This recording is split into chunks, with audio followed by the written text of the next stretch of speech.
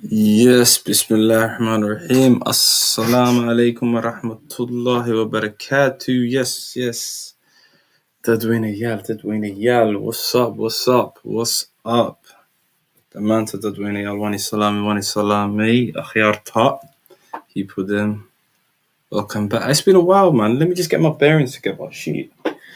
I ain't been in this little space, the little space that I do my little streams in it. Yeah, I ain't been around there. It feels kind of funny. Everything's kind of rah. What is good, man? Iwarama akhyarta. Tadwini alwani salame again. Nearly Friday stream. Oh, again, I apologize to everyone. I got held up on Tuesday. I really wanted to do Let's Talk Your Talk Tuesday. I think that was the stream. But I got held up and so it's just like, I gotta get my bearings together now. Let me just put this up in there. Let me pin this up. So the link's in the chat if anyone wants to come in. But y'all, let's get the procedure started. Bismillahirrahmanirrahim. And you know what? I'm gonna play a video, and this video circulating. I think Chalet Bay Dade, it's all over Somalia, everywhere in the media right now. So I thought to ourselves, why not? As we're SS, we might as well, report on it and speak about it. You know where I'm coming from. So, salami. As you can see, it's been a stressful day. I've been running around trying to get everything ready for you guys. And yeah, so I'll see this case. This case is kind of crazy. It's kind of mad.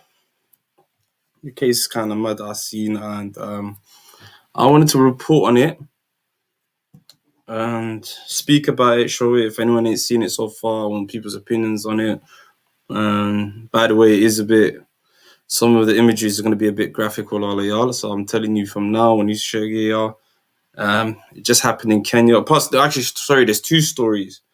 Two stories just literally happened inside Kenya. So let's just watch the video and then we can have a conversation after.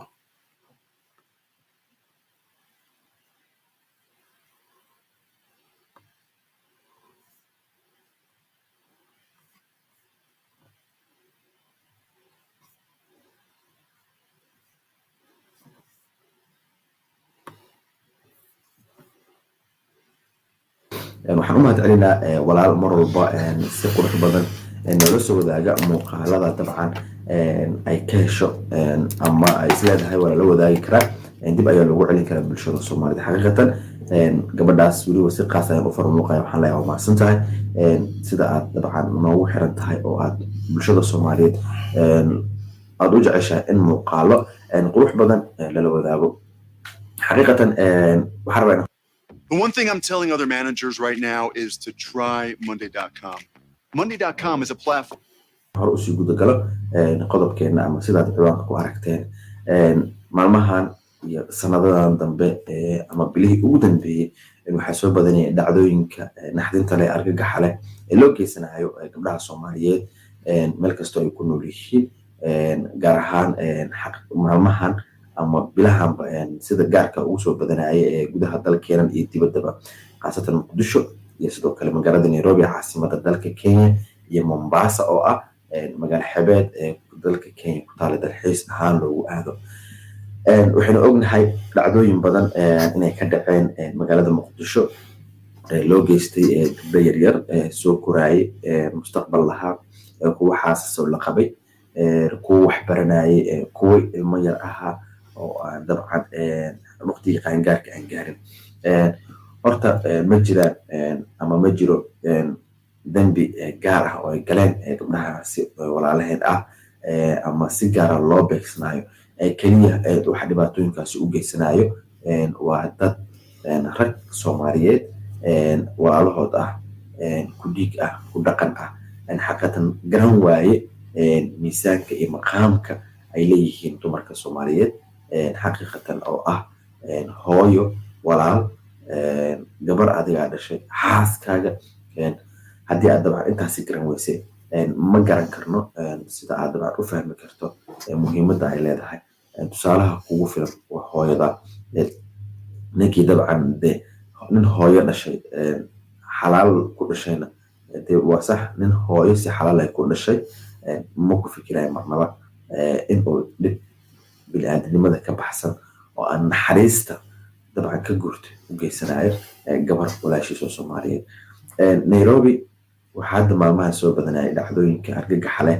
ee loo geysanayo gabdhaha Soomaaliyeed iyo sidoo kale qaarkoodba raggaba way la kulmaan waxa geysanayo waa rag Kenyaan ah ee dalkaas u dhashay laakiin ayaa meesha ku jirto Kenyaan keligiisa ma awoodi karo inuu wax sameeyo ama qof Soomaaliyeed dabcan uu dhibaato gaarsiiyo sababtoo ah ma awoodi karo Soomaali awoodda ay leedahay ayuu ogyahay laakiin waxaa dabcan u garba qabanaya ama u garba duubaya Soomaalina dabcan waa dareemi kartaa meel kasto way ku jirtaa meel kasto magafe dadka laga soo helo waayo xaggee marka dabcan lagu huraa meel walba inay taagan yihiin xaqiiqatan gabar la yiraahdo Xafso ilaahay ka soo badbaadiyay leedahay ayaa laga afduubtay dhawaantan bartamaha magaalada Nairobi caasimadda dalka Kenya dabcan xilli ay ka soo baxday goobteeda shaqada gabadhan koox shufta ah oo Kenyan ay afduubatay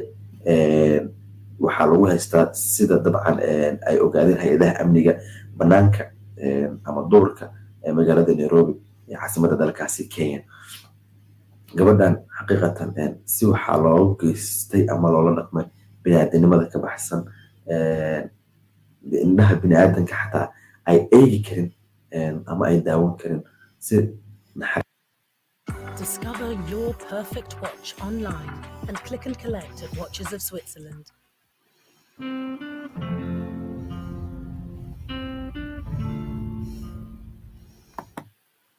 darro ah ayaa dabcan loo silciyay gabadhaasi loo dilay weli waa nooshaa nafti way ku jirtaa laakiin waxay u baahan yihiin cadowgaas ama burcadkaasi gacanta ku haya lacag madax furasho ah oo 5 milyan dabcan oo lacag ay hob 5 milyan ee lacagta Kenya shilinka in ay tahay fila ay u baahan yihiin sida ay sheegeen dadka dabcan muuqaalka kasoo dabcan soo gudbiyay baraha bulshada la soo wadaagay kadib waa la raadiyay GPS lagu raadiyay waa la ogaaday meesha moor dadkaas la sii ogaanayo ama dabagal lagu hayo dhibka waxay u sii geysanayaan gabadha dhib waliba kan hadda ay ku hay midka farxan waxaa la leeyahay xataa waxay ka jarjareen farihii ilaahi wa inna ilayhi raaji'uun waa xanuun qof walba oo bini'aadan uu dareemi karo waxaana ogeen Najma Cabdullaahi oo ahayd gabar ardayad ah we're talking about it now ku jirtay muddo 3 cisho ayaa la waayay iyadoo dabcan dalxiis u raacday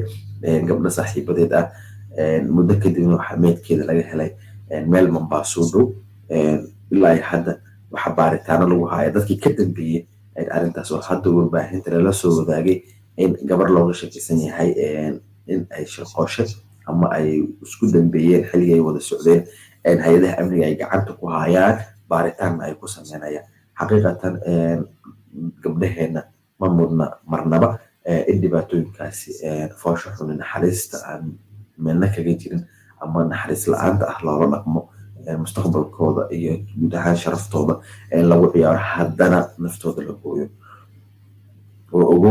ogow moor aad dhib geysato weliba aad dumar dhib u geysato waxay ka jeeban tahay taada ogow gabar waa dhashay haddii aad dhalan waad ari doontaa way kula dhalatay wayna ku dhashay wayna ku dhexi doontaa ama way ku dhaxdayba mar walba qofka waxaa muhiim ah in uu dabcan ka fikiro markuu qof dumar inuu dhibaato u geysan rabo wax guriga ku joogso dumar ma aha wax cuntada ku karnayso dumar wax dharka ku dhaqayso dumar ma aha dee qofka haddii maskaxdiisa oo intaasi oo keliya culayskaas uu saara yar ama fikirkaas yarka xaqiiqatan wax badan ayaa isla markiiba usoo iftiin baxaya talaabo walba uu qaadi lahaa taas ayaa ka hor istaagaysa anyway marka insha Allah walaalaha qiimaha badan oo gabdhaheena Soomaalida waxaan leenahay Allah idin xifdiyo meel kastoo joogtaan ma mudnidiin in dhibaato bini'aadanimada ka baxsan la geysto min jirkiisa xaqiiqatan madax furasho iyo wax la mid ah nigula dalba waana dhibaato qof walba markii uu arkay muuqaalkaasi dabcan aad u damqisay u xanuujisay dareemayo dhibaatada gabadhaasi ay ku sugan tahay oo ah gabar Soomaaliyeed laga yaabo inay dabcan ubad ay korinaysay xaqiiqatan ama waalid ama dad muuqaalkan u boqol leh ama ka badan oo helo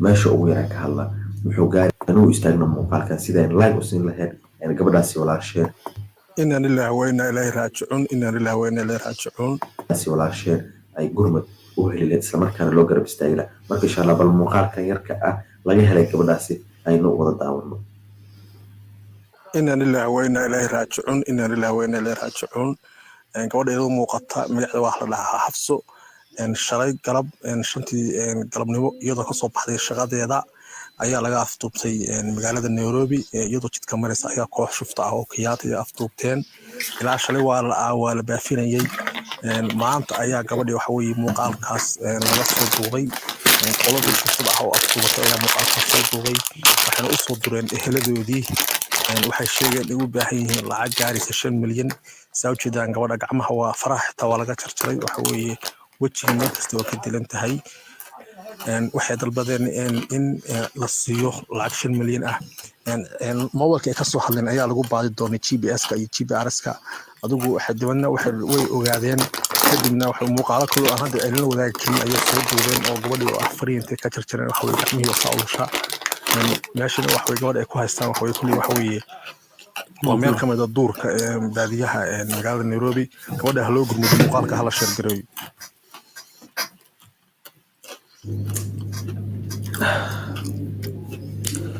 هذا أول حمناهي وحنون ودبعته قف والبدر عنو ضمير له ودريم عيو دبعته ده دريم يسوي قبل هسي ولا شيء وحرجينا عدو أي قعنته وجرت أن الله سبحانه وتعالى وكسر صاره أنا دقينه قرب استاجنه ده قفكي عاوي كر هلا عاوي أنا أود كرمنا إن شاء الله مقال كان لا يقرأ هذا السن نكون هنا ولا نكون لايكتا oo aad soo taabto waxa ka ma dhibayso hadii aad booqashada ugu horeysay ama aad soo booqanaysan channelka subscribe gareega marka furo waa walaalkii Maxamed Cabdi Naasir ayaa loo idin sidaas iyo nabadgelyo waqtigu haydin waxlaado guuleysta dhammaanteen aynu wada guuleysano aad iyo aad ayaad u mahadsantihiin saaxiibada iyo walaalaha channelka ku xiran nabadgelyo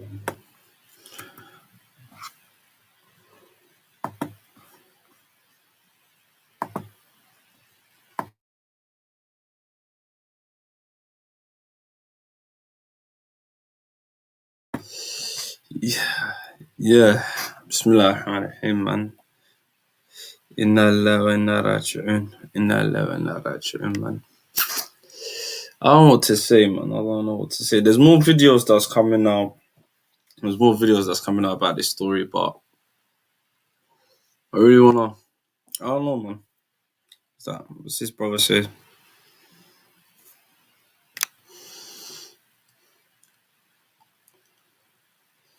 Yeah, man. Yeah, man. It's disgusting. Imagine that in Somalia, she's on her way home. Wallah, it's gruesome, man. And I don't know, man. They're saying it's a group of Kenyans 1 minute. There's suspicions that Bala Shaqaynaya. I swear to God, they in like Somalia, Wahakuchiran, and they're involved in this thing. Boy, I don't know, man. I don't know, man. And that's scary, you know. I'm not gonna lie to you, man. And there's another like little shakakala as well that's popping out. Yeah, I know, man. And I'll be a traveler, I know, bro. It's mad. There's more little footage coming out of this story, but real, man. I'm not gonna lie to you. When I saw it this morning, like literally, you know what I do, innit? I'm always on this, looking around, seeing what's going on the Mother Somali back home and everything. And literally, this story is everywhere. Every YouTube channel that you see Shakalani is mad. You get me? It's crazy.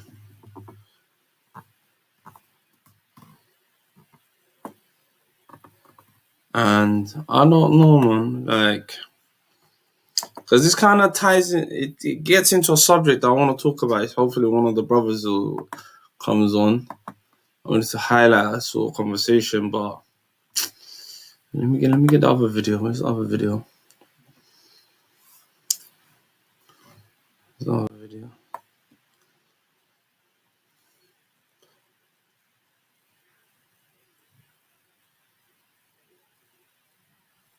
Just bear with me, guys. Sorry.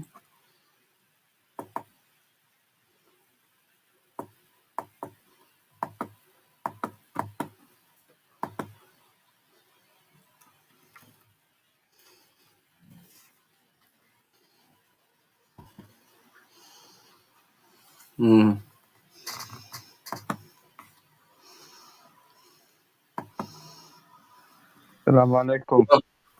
Aleha? Assalamu alaikum. Sorry, 1 second. Alaikum assalam. How are you? I'm alright, man. How are you? Alhamdulillah. I'm Abu Qatada. Yeah. You Sorry, okay? I'm alright, brother. What do you want? Sorry, is there a conversation I can have with you, brother? Just jumped on my panel. What's going on? You're I right. don't know. I just saw you were live. You put your stream up, so I thought I'd just jump on. Yeah, we had a conversation. Sorry, I was just playing a video, but what's going on? All right, but you You're just yeah. Alhamdulillah. Man. Just what's this channel about? I just wanted to like know more about your channel, like background to it.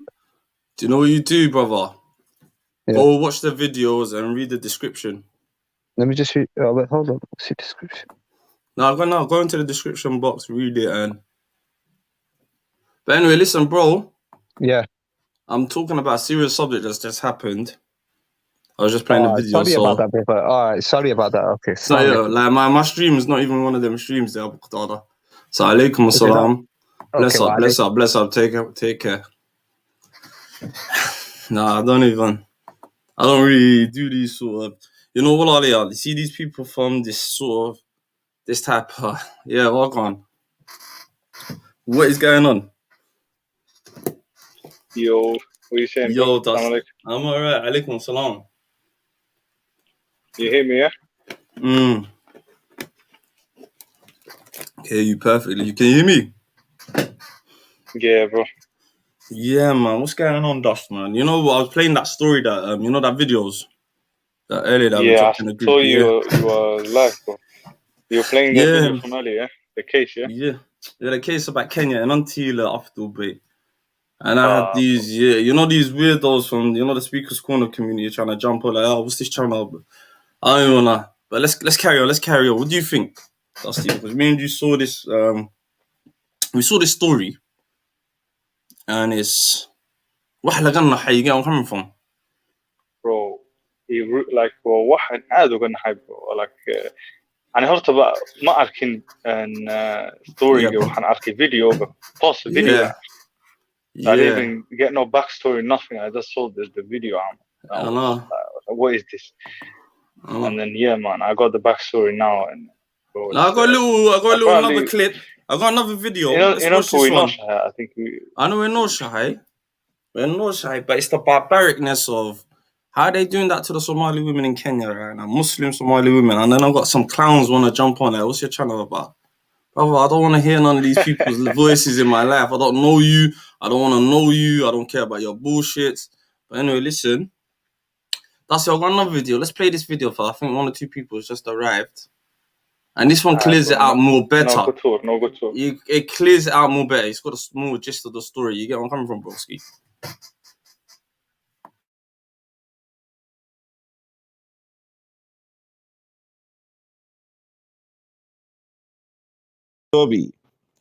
waxay ka afduubteen xaafadda Islii ee magaalada Nairobi waxay dalbanayaan 5 milyan oo lacagta waddankaasi Kenya cidiyaha gacmaha ayay ka jarjareen muuqaal ay saacad kadib soo dhigeen markay ku andacoodeen inay booliiska u sheegeen heladoodu haddaba gabadhan Xafsa ee lagu afduubtay xaafadda Islii ee magaalada Nairobi ayaa wararku sheegayaan in ay ka dambeysay gabadh ay saaxiibo yihiin oo ku salaysan arrimo masayra haddaba maxay tahay sababta gabadhan in lagu afduubtay qodobadaas aynu barnaamijkeena ku dahqaadi doonaa ha yeeshee daawada intaynaan barnaamijka u gudagelin haddaa channelkan ku cusub tahana subscribe sa asxaabtaadan la wadaag kusoo dhawaada barnaamijka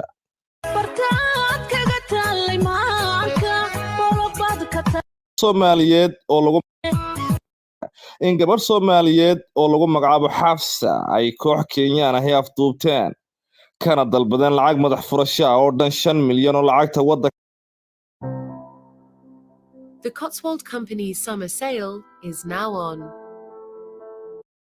Kaasi Kenya gabadhan ayaa lagu magacaabay Xafsa waxaana la afduubtay shalay toole waxaana laga afduubtay xaafadda Islii ee magaalada Nairobi. Gabadhan ayaa markii la afduubtay oo ay heladoodu waayeen waxaa xalay laga soo wacay telefoonkeedii iyadoo laga dalbaday 5 milyan oo lacagta waddankaasi Kenya. Gabadhan ayaa markii lagu baaray GPS-ka telefoonkeeda waxaa la ogaaday in lagu haysto duleedka magaalada Nairobi. Gabadhan Xafsa ayaa ciidamada booliisku raaciyeen.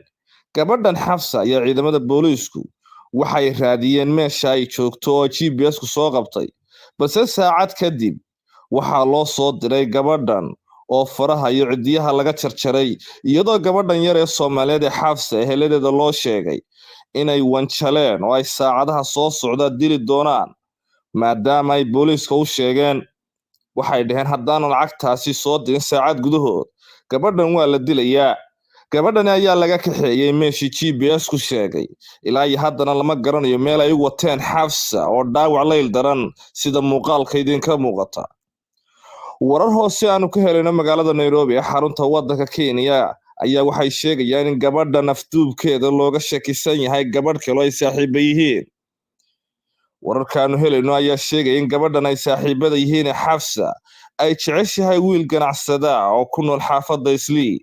wiilkan ayaa la sheegay inuu Xafsa reerkeeda uu ka doontay oo ay u doonanayd Xafsa. warar kale oo iskhilaafsan ayaa ka soo baxaya kiiska gabadhan iyadoo booliisku ay ku raad joogaan sidii loo heli lahaa gabadhan. dabayaaqadii bishii la soo dhaafay ayay ahayd markii ganacsade Soomaali ah lagu afduubtay magaalada Nairobi isagoona isbuucyo kadib meydkiisa oo la gubay laga helay meel 180 kiiloomitir u jirta caasimadda Nairobi iyadoo aan ilaa iyo hadda cid loo soo qaban kiiska ganacsadahaasi. afduubka iyo dilka ayaa muddooyinkii u dambeeyay ku soo badanayay gudaha waddanka Kenya. kiiskan Xafsa ayaa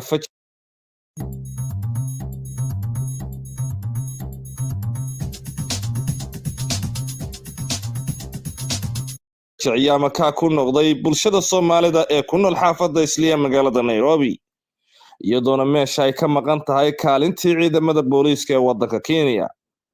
Xafsa gabadha ay saaxiibada yihiin ayaa wararku waxa ay sheegayaan in maalinnimadii afduubka ee shalay toole subaxdeedii ay u baxday magaalada Kampala ee xarunta waddanka Kenya Uganda. waxay u safartay magaalada Kampala ee xarunta waddanka Uganda. haddaba wixii ka soo kordha wararka iyaga dambe ayaad idinku soo gudbin doonaa kiiskan Xafsa iyadoo ilaa hadda baadhis ay ku jiraan ciidamada booliiska iyo ciidamada Uganda iyagoo ku raad jooga gabadhan ay saaxiibada yihiin si ay uga helaan warar kale oo tafaasiil. inaan ilaahay weyna ilaahay raajicuun inaan ilaahay weyna ilaahay raajicuun gabadheedu muuqata magaceeda wax la dhahaa Xafso shalay galab shantii galabnimo iyadoo kasoo baxday shaqadeeda ayaa laga afduubtay magaalada Nairobi iyadoo jidka maraysa ayaa koox shufta ah oo Kenyaati afduubteen ilaa shalay waa la baafinayay.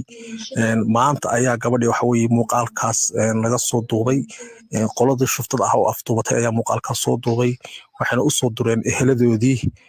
waxay sheegeen in u baahan yihiin lacag gaaraysa 5 milyan sawjeedaan gabadha gacmaha waa faraha xitaa waa laga jarjaray waxa weeye wejiga meel kasta waa ka dilan tahay.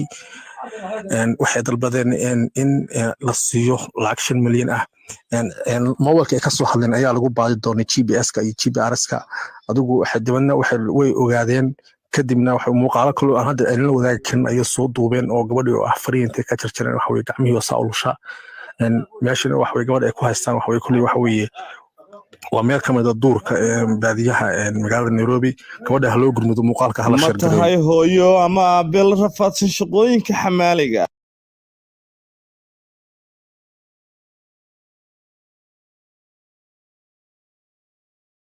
Yo, Dust. Yo. Dang. Okay, so Yeah. hadda arrinta way isbedesheena. So maxay leeyihiin waxaa dhici karta inay gabadha isla saaxiib yihiin inay magaranaysaa gaaban u dhigtay iyada magaranaysaa gelisay miyaa masaas miyaa mase waxay leeyihiin I don't know because you know the first muuqaal as gabadha la socotay and then there was like nin baa gadaasheeda fadhiyay markay ka bixisay suuqa camal gabadha la socotay gadaal bay u fiirisay I don't know ina aragtay videoga like gadaal bay fiirisay no, I haven't seen that video. I've only seen these 2 videos so far. I see a lot of the the big Somali YouTubers. They're all over this, innit? They're all jumping on this story. For me, I just see in Somalia or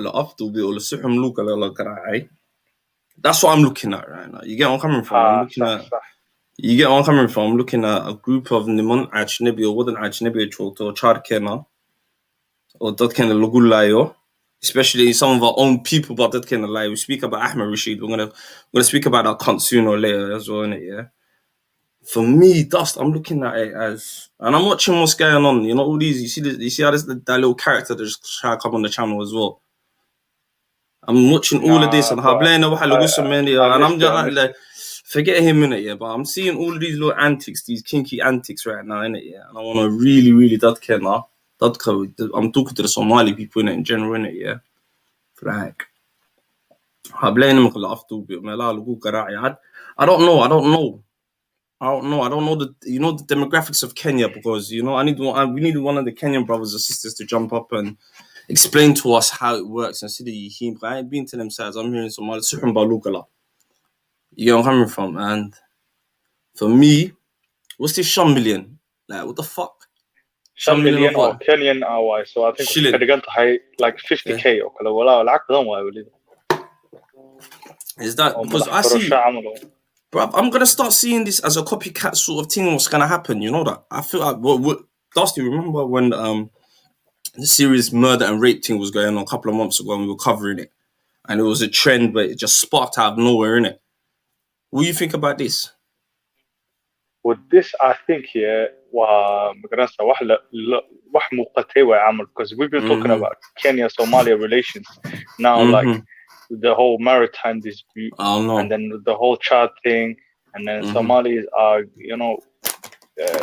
they're becoming like an enemy state to Kenya, Somalia, and then with the whole, the whole political murder of that guy Bashir Mohammed, the guy who was sending money back to Somalia, and he got killed in Sidi Khashoggi. Yeah. And the Kenyan intelligence, broad daylight, he got kidnapped and they killed him. And then he was a millionaire. Kenyan newspaper. He was the millionaire. He was a millionaire. Yeah. He was a millionaire. Recently, this was like 2 weeks ago. Yeah, his only crime was that he sent money back to Somalia. And they're saying he sent some money to someone from the government in Somalia. And which is not even a crime, You sent money back home to someone, one of your people, or someone in the government. Yeah. And he's a millionaire. Yeah, exactly. Oh, man. There's some dirty play going on in Kenya, fam, right now. But when I saw this, wallahi, it's one of them things, yeah, in Anto, wallahi, melbak hanum fam. You think, what? In Somalia, do suq marasa.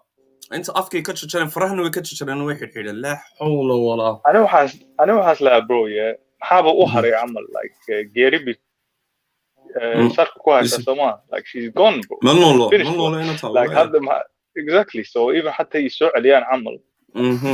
Qofkaas oo kala I don't know inay magaranaysa how long he can noolaanayso. Where's the outrage then? Where's the outrage in the Somali community right now? Where's all this? Where's the BLM people? This is what I'm starting to get pissed off. This story video, needs to, and for me was 100 times worse than seeing George Floyd getting killed on camera. Are you? Yeah. Because are you mad? We're seeing a Somali woman. The level of like violence amal or kamuqati is is on another level. Yeah, bro. Yeah, bro. Come on. And anyone don't know, we're talking about the case what's just happened to I think the sister's name is Naima. Right now, and it's Habsa, sorry, sister Habsa right now. And Anthony Kenya, she's walking, she just finished Shakadeda, got kidnapped, butchered, man are asking for 50 bags, kidnapped, and Afgeda Lagachachare. And this is our Hoyas, this is the mums, this is the sisters, this is the Hasiski, this is the Hablihi. Do you get where I'm coming from? Yeah, Ishmael knows. Ishmael knows. Okay. Only outrage. لكن bro Okay. waxaa ka daran ba taas un ma ku eka waxaa maqli camal kuwa kale macal oo isbuucdan macali ku dhacday camal so iyada un ma aha Yeah, mid kale oo la helay aan maqli isbuuc in I don't know I think it was the other day when Kenya waa la afduubtay and then 3-4 days body got found camal but I don't know if they know what happened. Okay, listen to this, Dusty. Are we becoming like sitting targets in these countries? I don't know, is it Kenya or Somalia? I knew South Africa was bad. Yeah, sitting targets, but because even in Libya, there was a video I saw a long time ago, like Magafaha, he was saying, and horta Somalia marka la afduubta camal oo like magdoo laga weydiiyo. Yes. Quickly ay ka bixiyaan madaxana way furtaan camal. Quickly we so gurmadaan. Lacag duu oriyaan and then that's it. We saw Drano. So of course targeting noqonayaan. So that's what I would say. But in Kenya I wasn't expecting it because Eastleigh is like meel ay badan Somalida ganacsi ku haystaan everything. Magarasa used to be like a place I think where Somalis just used to dominate in it. I don't think Kenyans but me aadi jiran in their own country. Yeah. It's like you know like how you have no-go zones or it's like like that or obviously now I don't know maybe aniga the way I think maybe I could be wrong but I'm thinking and you know this whole Shufta gang and whatever police because I saw a video of Kenyan police going into a store in broad daylight and robbing it. The police were robbing people in Kenya. That's how gotcha that country is now, man. Yeah, I know. Bruv, there's a guy called Abdul Rashid. You know what he did recently? You know about Abdul Rashid, man? Abdul Rashid Ahmed, that madman in Kenya, innit? I don't want to say his name too loud, man. That's why I'm never going Kenya. Will get Kenya Mutagi. I don't know who that is. This is an Askari. He was on Channel 4 recently, innit? Yeah, he was on a Channel 4 documentary. My man, Somali do Gumbu Kasi and he's smoking the mandem. I'm not gonna lie to you, yeah. And he works for the Kenyan Askarte. Yeah, he works for the Kenyan police officer, like, and then I still got Umudi Solusa today. That's the worst thing. Like Abdi yeah, he's Abdi. He's worse, Akani. But this man's killing Dot Somalia for Kenyatta, yeah. And he's dumping a man. So I'm thinking, why is he not all over this case? Like, you know them ones. You should be front line finding this girl. What's in it to Mali? Will he after Buntai? No, Willie Malahelin. Willie we know like Willie Malahelin. Did you not see? I think towards the end of the video he said, yeah, Hali saw the Mukala Kaladuan Amal or to see any for Halika Shari Amal, Kasi Daran Nitkan Ba and Arkin, or we know Shay. Like, so I don't know, man. Yeah, that's his name, man. Ishmael knows about my man there. Ismail knows about my man. Ken Abdul Rashid is a cunt. I'm not gonna lie to you. Wallahi, I know you can imagine this. Just means you could be in Kenya, Islay, you could be wherever. That could they get Habadu like we could talk for no reason. Literally. There's a video of him. You think I ever set foot in Kenya, bro? I'm never. You dumb. Miss me with that Kenyan shit there, man. I'm not even going around that. I've been to Tanzania, not Kenya. Tanzania. I don't know about Tanzania. I don't hear too much madness in Somalia in Tanzania, but... Nah, Tanzania is calm, man. Uganda is calm. Al-Has is calm, man. But Kenya, obviously, political situation, but and Angola in a so I think it's always going to be like... And we're Qahuti. Those Somali. Qahuti no one couldn't in that country as well, innit? Yeah. That's kind of crazy. And we could Gumisania, that's the worst thing. Well, like, man's going to stop being polite to certain people, you know?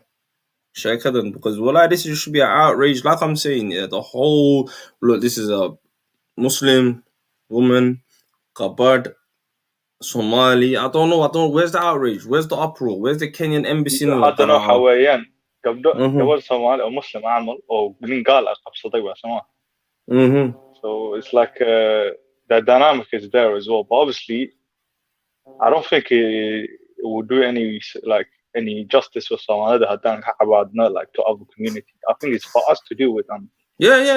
It's for us. But then again, But then again, you shame these people, innit? Why Megalodon on uproar hit up the internet? I'm talking about front light. You know them ones, a big message that some called the Legegilio, where it's all over the media, where it's all over where like where's the people? Some people need to start posting it in these Black Lives Matter situations, translating English, tell the people how the story's going. You know, you get where I'm coming from. So post Galia, share Galia, outrage. That's the type of outrage I'm talking about. You get where I'm coming from? No, but when it comes to that kind they don't even care it when black on black crime is happening in America, when they're killing each other. I don't even. With me, like I said, yeah, I'm it's not more waiting. political. With me, I don't wait for no. It's time we need to start waking up. Fuck all this community thing. Very. Like I say to a lot of people, Assalamu alaikum, alaikum assalam, badad nagad tahiyya. My Muslim brothers and sisters. Our shit's in turmoil right now. You get I'm coming from, Dusty, and where I'm watching this. I'm watching man kidnapping Hablehen or Ajnabi or Afgud or Dudubi or Chacharaya. Left, right, center. Come on. Yeah. Wow, any sister that says, "Oh, Kenyatta go go ahead." Kenya have to do something in it. We have to see some sort of action, protest. Remember 2-3 weeks ago, the Kenyan Somalis were protesting for Palestine. Yeah. You saw them. A couple of them getting arrested. I don't know if you saw it. I saw them. Yeah. They came out in like large numbers for Palestine. But this is happening to their own community, to them right now, and they're silent. And you know, you know what was a shame is when Bashir Mohammed Marki a couple weeks ago, the millionaire, they all stayed silent. Then the CIA is increasing on them now. It's increasing. Stayed silent from the beginning. The first one. This is why we're making noise, bro. This is why we're making noise. And this is why I tell everyone on these streams right now, and little pricks like this that try to jump in on my channel. My channel's not about this little bullshit games that, she said, he said. You hear me? I'm not on this trying to rip down the sisters, and especially little, like, that's not my culture, bro. And when I'm seeing bro, I'm not seeing no outrage from the Muslim communities. I'm not seeing no outrage, so I'm tired. So, wake the fuck up. Wake the fuck up. It's like the other day when, like, when they might hit up the man with a strike, Dusty. Nowhere. So it makes me question to my people, like, what's going on, bro? What's going on? Where's the Liban Arabs? You're out here on YouTube, innit, yeah? I'm not even taking a shot to my boy Liban as well, innit, yeah? I know I hope he listens to this as well, but where are you guys? How come you guys don't want to talk about this? And we have to start questioning this, Dusty. Like, the whole community literally uproar Bekuchi then, you get where I'm coming from, yeah? And then, boom, that kind of shook, silent. Shit. But no, it will be hard to it will be you can't. You'd rather people who want to talk about whatever they want to talk about than to have to ask somebody. Yeah. So, but then again, I was watching a video when there was a debate about this as well, when some people are saying, I think it was Abe's and Preach, the Ethiopian guy, was like, I don't really care about Palestine. Yes, sir. Yeah, no, but he's Ethiopian, isn't it, that guy? I don't think he's saying, basically, I don't know if it's Tigray or whatever. So, no one cares. I think he's coming from that angle. No, but Dust, there is a valid point where, like we're talking about, like how you said, you shouldn't wait for other people, right? We should do it ourselves, innit, yeah? Yeah. But the minute we do, we've got clowns from other nationalista. Yeah, nationalista. Yeah. Like, nationalista, bro. Man, I don't give a fuck about you. Who that's silly kid. That's what I'm on with these, man. That's what I'm on. You screaming at me when you lot are ripping each other and Habli, very Muslim, what happens when it's online? And you want to talk about that? Yeah. Nah, man. Bum me with them talks there, bro. Like I say, Somali issues first on this channel. All day long.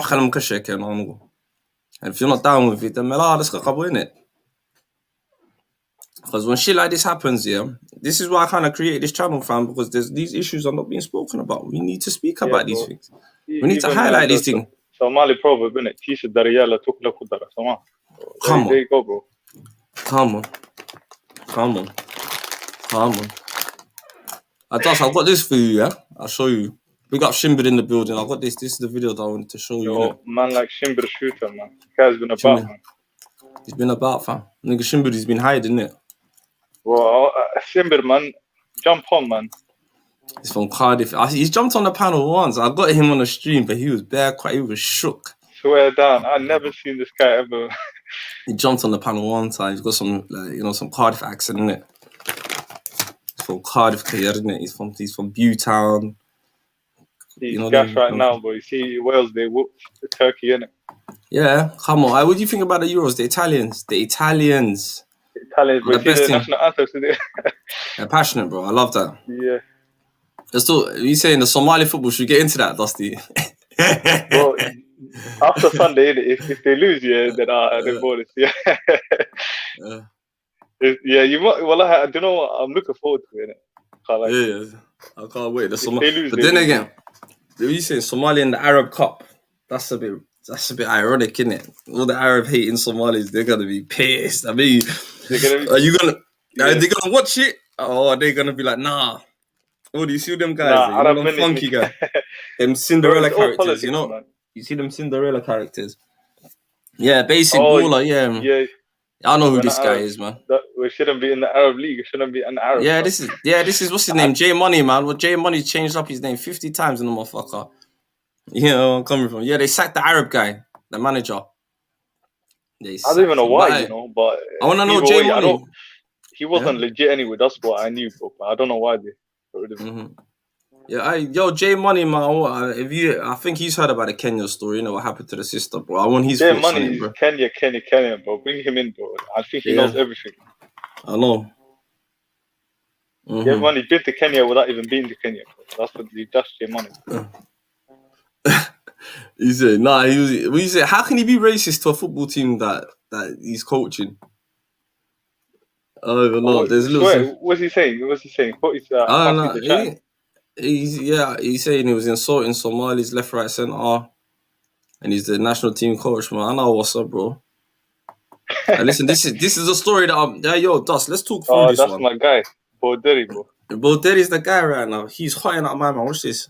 waxaan doonayaa maanta inaan isdul taago candha calasay iyo ninka dilaaga ah ee Axmed Rashiid la yiraahdo ee Nairobi jooga ee ummadii Soomaaliyeed iyo dhalinyarada Soomaaliyeed kukaayad u adeegsato ee dadkii Soomaaliyeed iyo dhalinyarada Soomaaliyeed laayay oo xalay oo u dambeysay nin dhalinyaro ku dilay magaalada Nairobi iyadoo amin ay fiitahay oo aroos laga soo dareeray ayuu nin dhalinyaro madaxa xabad kaga dhuftay أنا صدقني الناس دول تقصيش الكرية وهاك لو الرماية شعب الصومالي دوش جو أرمهن لسنا دحمر يو تلك الصومالي دول ده برتجي قبيلات دكو كتاي عندنا أرد هاي الناس دول تقو يلا قلب كوه الرجال وكذا يا مدام أي تهاي واحد من الصومالي دول تجي صدق يصير قد بينا حتى واحد اللي جاي هاي قبيلات ينين دالنا ما ترى أي مريسو qof kasta oo daalin oo dhibaato geysta inuu hadhow qabiil guudo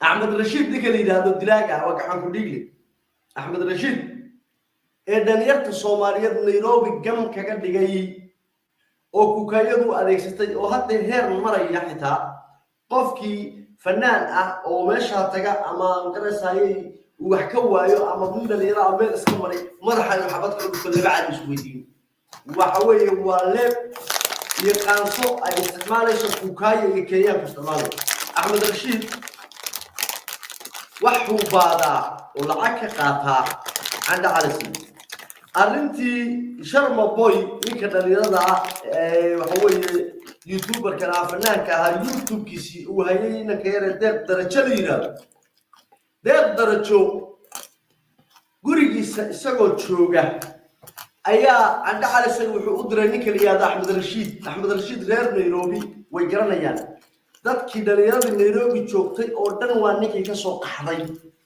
waxa dhalinyarada maanta Turki iyo Addis Ababa iyo Djibouti iyo qurbaha u soo cararay ama Yurub ku soo galay cagcadaan waa ninkii ay ka soo carareen warkii ugu dambeeyay waxa ku hayaaba inuu yiri YouTuber kasta oo Nairobi jooga waa inuu $500 isiiyaa لديك يوتيوبر كستا أو نيروبي شو كشاب بقول الضروري وبحياة نيكا وحوش قيا ويرا شنن ونندق عدل يا ضو الرجل نندق عدل يا ضو أي أبوه الرجل نكاس ودراجس ونمن مكان وعيك كوتشلا oo wiriiri iyo kabajaa iyo abeesooyin iyo magangooyo iyo bakeeriyaal laqay qof macnaha aw wax ka yar weeraan dabaq bay arkaan qofka bini'aadamka ma arkaan nimankaas waa adeegsadaa nimankaasaa waxay u buquujiyaan cid allaale iyo ciddii arrimihiis iyo umuurihiisa ka hor timaada dhalinyadaas u diraa iyagana wuxuu siiyaa daroon cadhacadaysay marka ninkaasu lacag siiyey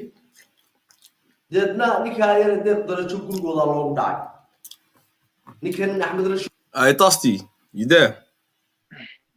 Yeah, bro, I'm listening. Innit? I don't know who this guy is. He's breaking it down. It sounds like Ahmed guy's a Rashid. kingpin, yeah. Yeah, Yeah, I've Ahmed never heard Rashid. of it. You never Yeah. heard of the guy? Alright, Nah, bruv, he's bro. on I Channel thought you 4, got bro.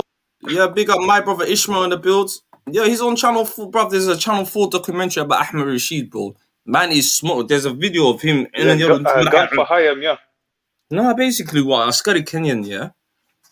He's like a CID or something, some type of Kenyan. I don't know what he is, bro. Brody. And then these times, boom. My man there is an enforcer, basically. I don't know what he is, bro. Like, he's haram bu Somali, Somali don't know how to wu talk to. Me, us three could be just walking somewhere, bam, coming back from somewhere. What? But, like, he's a This guy madman. just blames people for money, yeah. And then, apparently, Tahir Ali Soul paid my man to go, you know, chat to Shamu Boy. I told you, man, this shit is getting mad. These men are linking up from there to there to shut Inika's channel down. Like Adi Bushiri say. Well, go on, Ishmael, talk to me. Assalamu alaikum first. Alaikum assalam wa rahmatullahi wa barakatuh, my brother. Chat to me. Was again, that guy was again Ahmed. He sounds like a hired mercenary. He is. Like, against his own people in Kenya. Is it? Does he come into flipping Somalia as well? No, ما يمكن كريابتي كان مرقيس العبلاد. You know how many people Darson? Yeah. إيه آخر لو دير لا كل هربو. يا man. Alhamdulillah, of My course. man there. He's got a body He's count getting like off it's for life. crazy, bro. I'm Say not what? gonna. He killed that many people. Somalia, Daliro Somalia. Back Kobu Kasi, my man. Wallah. He's literally hated. There's people that got nightmares. You know his name Ahmed Rashid. He is the original. He's the boogeyman. Baba Yanko. Subhanallah. He's what you call the boogeyman. Ahmed Rashid, what? Man, a dipping. Wallah,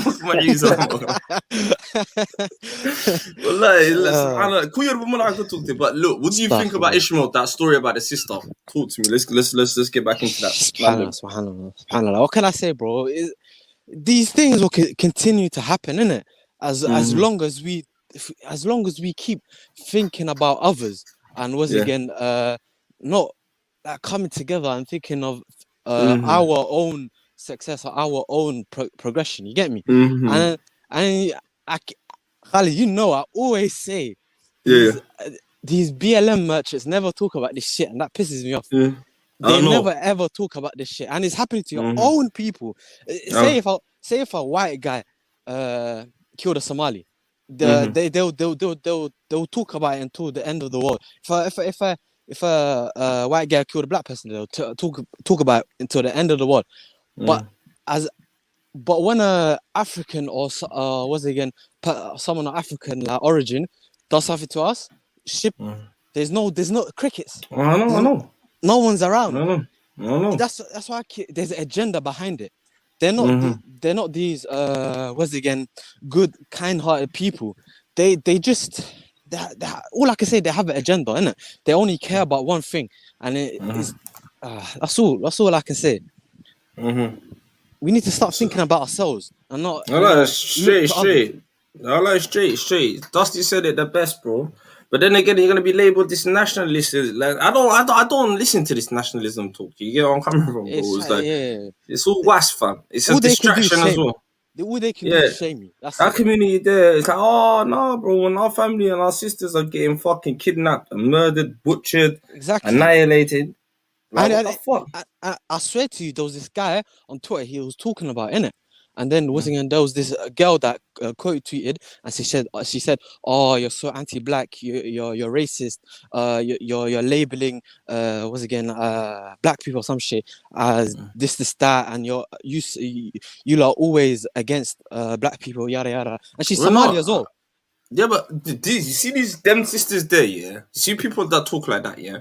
Mm. I'll show them a video of what's happening to I keep forgetting the sister's name. Dusty, was it Hayat? Sister Hayat. Hafsa. Sister Habsa. Right now, Sister Habsa came back from work, Kenya, kidnapped, butchered. Her face is chopped up. Her fingers are chopped up. They're asking 50 bags. What the fuck? What? Who am I gonna call out? And then on top of that, you're bombing Somali families. Like 2 weeks ago, I reported a Somali family that got bombed. This is a Kufar nation that's bombing us. No, they don't care about that. They're black, and that's all it is, and that's their free card. That's their free card. That's all it is. All they care about is the black label and the solidarity, the pretend solidarity behind it, innit? They turn a blind eye.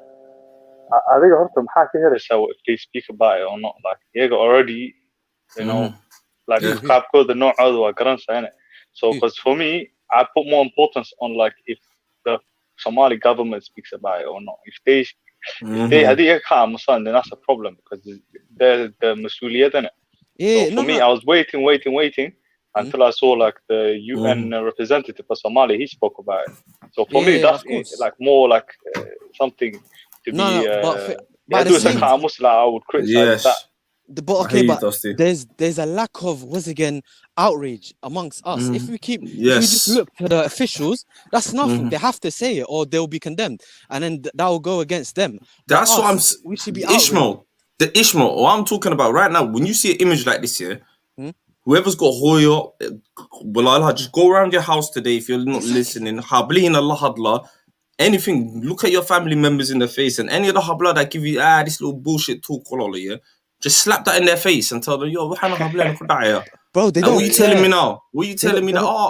What? Because care. What? Is it because the sister Palestine may kick him on? Is it because the Yehudis or I frankly don't get it. I'll say, okay, if this sister, her name was Habibi al something, and she was in the middle of Gaza, there'll be uproar. Yes or no? In Dubai or the whole world, black rights will get involved. Across people. England. So where is this energy? And if people don't know, okay, fair enough. People say, Khalid, I don't even know this story. I understand you're not in touch with your dad card. I can't blame you as well. So sometimes we need to look at that as well. But when you hear about it, do something. Or at least speak share about it. Speak about it. Share it. Like, you know the one. Abdi's asking, man, what's the topic? The topic Abdi's about the sister. You know what? Ilahi, please. Habsa, sister Habsa. She's in Kenya. It's a mad story. Go back to the video earlier, the beginning of the stream. If some people have just clocked in now, just go back to it, little 3 minutes, and then come back to us in it, yeah? Yeah, viewer discretion is advice, man. Viewer discretion, wallahi. There's another video. I don't want to play the one there where they're trying to chop the sister's hands off. It's like, yo. It's no. Today, when I saw that, I looked at the picture, I went, no. I said, that's too much. Fuck, a bunch of Kenyati into They're monsters. They're monsters. How was that? They're animals. And they're asking for 50 back in their money. That's like 5 million Kenyati shillings. But it's Dusty. Something Dusty's saying is right, man. I'm not waiting for these labels or these groups to, yeah. I understand where Dusty's coming. Dusty's like, I'm more upset that Doledena, Dot Kenna. I'm more pissed off with that. I'm more pissed off with that energy. I'm like, where's Dot Kenna? That's the question I got. My whole contention was again about the Somalis, the BLM merchants of the Somalis. Now I'm not talking about the pro-Palestinian merchants of the Somalis. I'm not talking about the Arabs or black people. I'm not talking about them. They can talk about it if they want or not. But I'm saying is the ones inside our community that don't speak about it. They don't. Their mouths just can't. It's just like something. It can't. It's sealed. It can't. Now it's just I don't know where this is another question to ask. If we really are, for me, and even that we have to be right as well. Both sides. Where is the Muslim outreach? Of course, this where is it as well? Where's go ahead, my broski. Come through. You know the guy you interviewed, Abdi Hafid, yeah? Yeah. A couple of weeks ago, he went to a Palestine march, innit? I was watching one of his videos, yeah?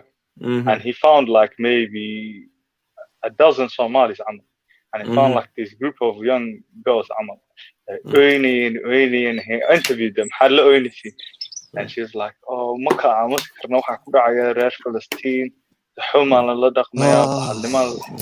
Wallahi. And then he was asking them questions. I think deep down you could see the way he was asking them. Amal, it's like, what about your own people? What about her exactly? This is what I'm trying to see say. That video, you see them crying. Your auntie might get blown up. Your uncle might get blown up. Your cousins might get.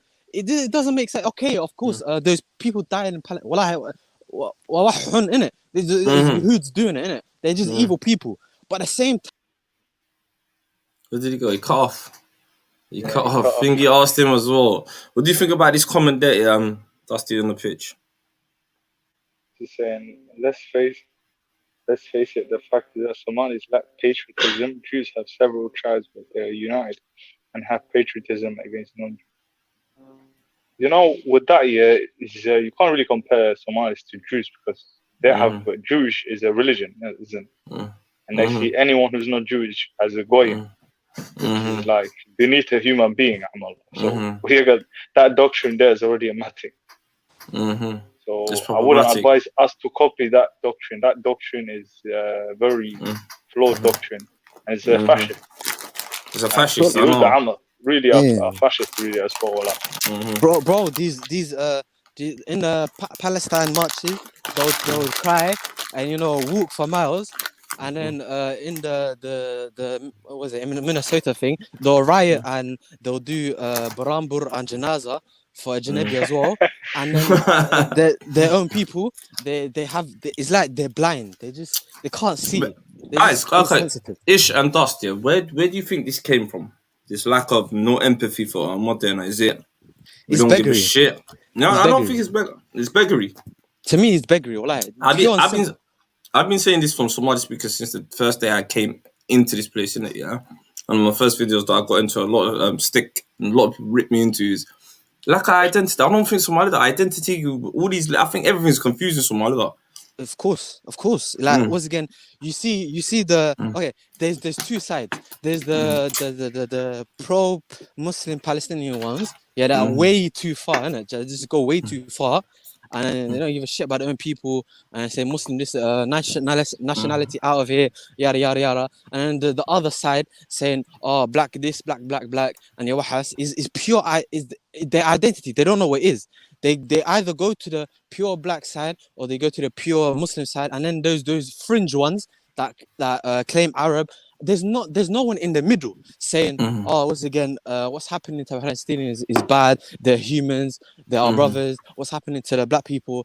They're humans. They're our brothers. It's bad. But we should like focus on ourselves for a bit and try and improve our own situation, innit? And once again, get through whatever is happening to us. Like, you can't go to a next man's house and help them when your house is flattened. It just don't make sense. For me, we're in no position. Right now, when I'm seeing that video of the sister getting kidnapped, butchered by Kenyans, and she just come back from work, she's probably sending money back home, doing her own thing, them ones. And I'm thinking to myself, bro, you know what was? I saw Hassan Sheikh Mahmoud, innit? He was in an interview before, and he Nairobi more than and his reasoning was. It's because Mogadishu is happening frequently, and in Nairobi is something rare and doesn't happen. Look at that. So, okay, all right, you know what? Go ahead, Dusty. For that year, I'm just saying for that year. So surely now, because he said that in Nairobi now, look what's happening. So he not just him, politicians are like, but him aside, I didn't like that comment, but.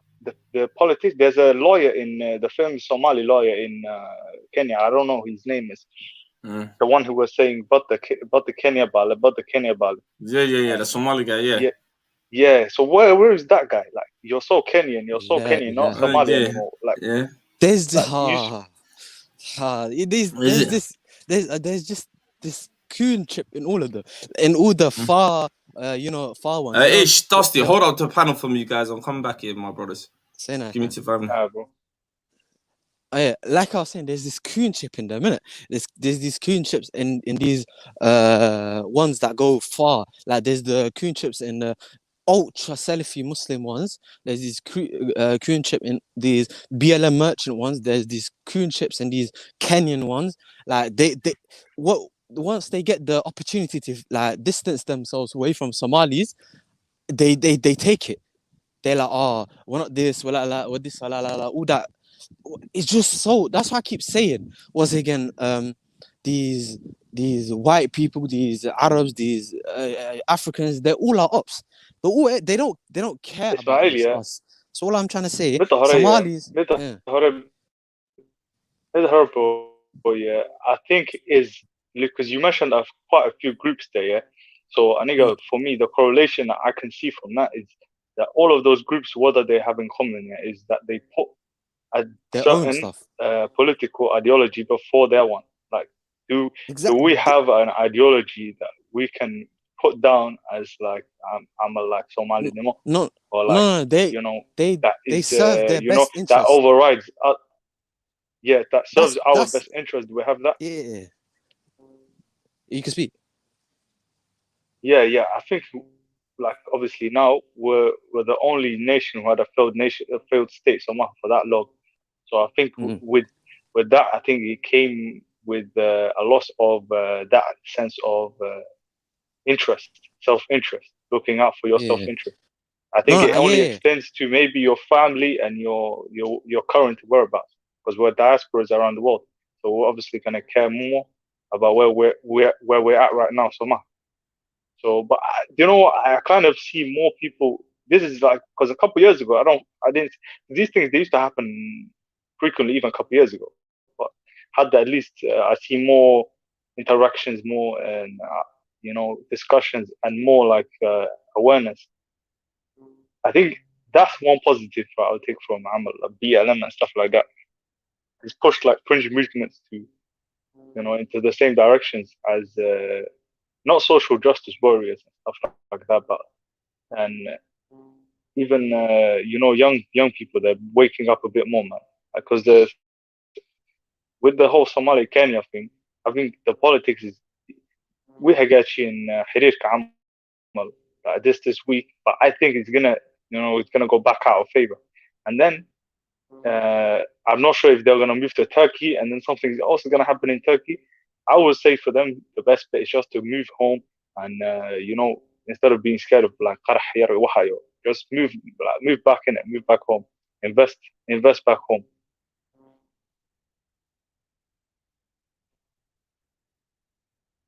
Yo, Akhi, I think you muted your mic. Oh, sorry. I think there's just this self-hatred or trying to distance themselves away from the Somali identity, Somali label. Like, back in the 2010s, there was like a trend where there was some Somali girls that would claim they're half Yemeni, innit?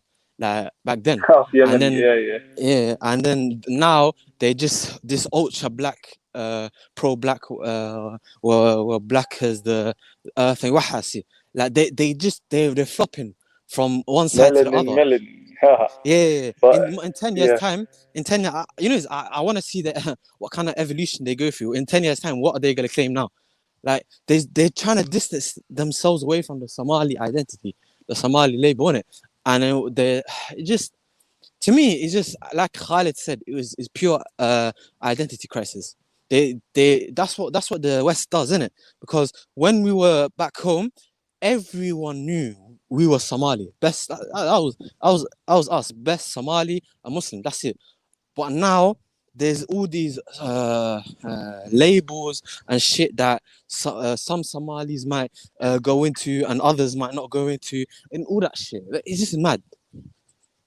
Like there's a huge identity crisis. You think the identity crisis is one thing, that is prevalent not only here but in the West here. Not just in the West, because even me, I'm super critical of the West, but I think the West is like they've made themselves out to be the boogeyman, and like they have 20 years. I think it was that Russian professor who was talking about it takes 20 years to change a generation somehow. So with Somalia, it's been 30 years. So generation can was with it. And I think people who grew up here, it's been longer. So they've been socially conditioned, socially programmed, and internally they're lost. I think, like you said, and I think there is an identity problem. But I don't think that's the only thing. I don't think that's the only thing, though, man.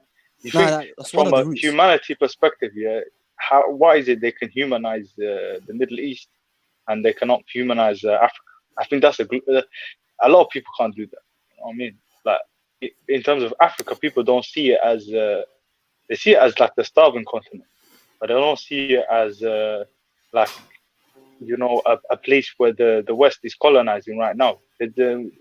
So, you know, like if you follow like the news in Sahel region now, it's like the new Middle East, bro. It's like there's terrorist outfits like ISWAP, like Islamic Dawla in Nigeria to Mali, and there's French soldiers there. There's US bases there. Everything like the Middle East. Well, man. I think Africa is going to be in the middle. I think the West African region, Sahel region, is going to be like the new Middle East. Yeah, I see that. I see 10 that. times worse for it. Yeah, but what about the East? You know, we're from the East Coast, baby. I already know. That's where we we're be. from the East. That's but what is it's bad. gonna come towards us. The East is fucked. Nothing already exactly. fucked. No, this is what I'm trying to say. We should our own. Yeah, we're already fucked. Our own. We should safeguard our interest and, you know, build up our own stuff in it. Like we should progress. Like of course, what's gonna happen or what's happening to the Sahel is bad. But I'm not trying to be rude or anything. But that's their problem. Same way the Palestinian you didn't get the correlation I was making. I'm saying it's not about us and them problem. I'm saying you can learn from what's happening there and apply it. Exactly. Because in Somalia, I think we're the only country or the only region, that has the most foreign troops in Africa. Exactly. Amazon. There's not just Amazon. There's American troops. There's English troops. Spanish. So everyone. Japan's there. Yeah, come on. It becomes even worse. Oh, yeah, So, Djibouti I'm is just talking a about Somalia, innit? No, as well. I swear there was like a year ago. Once again, gone. The worst thing that happened to us was that invasion from American led Ethiopian troops in 2006, 2007. Because listen, I was like, from looking back at it, I was a heavy supporter of the Islamic Union cause, because they took out the CIA from Somalia. They took out the warlords. They established a semblance of peace for 6 to 7 months. Then we don't know where we would have been today. We would have been the only country, I think, in the Middle East and Africa to establish a government from the ground up, because their old regime was already in it. So from the ground up, we were gonna establish our own government. But obviously, foreign forces are not so gully, and they created a government for us. I don't know why they always all the problems came back to us, man. So self-hatred, Kasi, I think, like you said, you summarized it really well. You said it comes from the West, Oman. But the West, even if you're in Africa and you're trying to build for yourself from the soul of your deed, innit? They don't let you. They won't let you. So I'm trying to say, there's the identity crisis thing. The most simple way to just, you know, get overcome it is just use one label, Somali. Nothing else. That's all you need. Somali best. What else do you need? All the other labels that you're bringing in will just cause more problems. That's the reality. Just Somali. That's it. And I don't get why people are there. You're trying to distance yourself away from certain people. This what? I'm Somali. That's it. There's no hatred. There's no anything. I'm just saying, me and my people first. Me and my problems first. Then we'll come help you. Or then we will do this, that, and that. It's mad. This guy, man. I see you with terrorist by break steak. How? Let me ask this guy one question. Like, let's say, for example, you're in your country, you're eating your papayas, your mangoes, you're living in peace, bro. Absolute peace. In your country. Doesn't matter what you're governing by. But let's just say the Islamic courts are governing, and then foreign country comes in. You pick up arms, yeah, and you defend your country, your land, your people. How is that to make you a terrorist? This is the problem with these. I'm different type of character. I don't even want to use certain labels for these guys. No, I don't even want to big them up in it. Yeah, that's all they can do. Same. Yeah, that's all they do, man. These people. You just that's all they do. Exactly, blank them out like they don't exist. I don't know, man. Because when the ICE is kind of factual, when they were there, they kind of looked after things, innit? They made things. Apparently, from what I'm hearing, I'm not going to come forward again.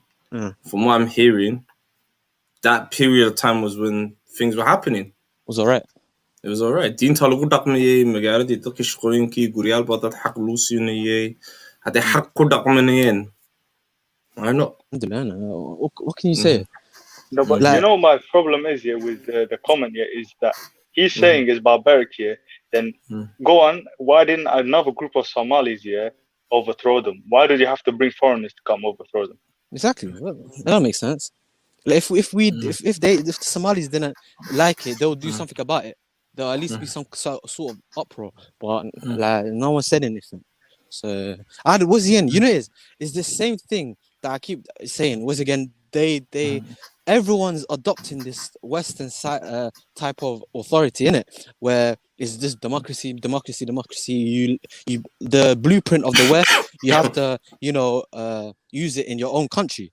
But before democracy and all this shit and governments and that, we had our own authority. We had our own system, and we were doing great. Why don't we just go back to that? It don't make sense. We can just go back to how we were before, when we were doing good, and that would be much better. You get me? That was under dictatorship, and was it Marxist? Was it Dusty? Would you say Marxist socialism?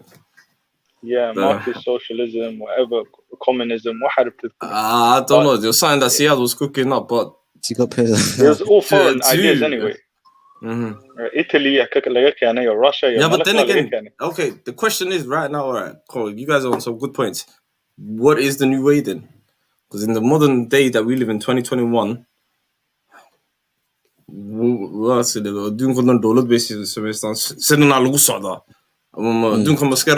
the question we have to ask. That's a good point, Khalid. I'm not against it, yeah. As long as is what the people want. But the thing is, even Dan and I go up not on you saw like April 12, when the Somalia government tried to go for democracy, 91, but and the West said, you better reverse that quickly. So UK, France, America, all of them said, no, you're not doing it. So they don't really want democracy for you, and they don't want you to govern yourself with Sharia. What do they want for you? They want. That's a good one. That's a good question there. To stay in your position. So there's no such thing as. And that's it. That's it. That guy, he wants to rule you, innit? For the interest of the West. That's what they want. There needs to be this big reform. Huge reform. Like everything should be put into question, innit?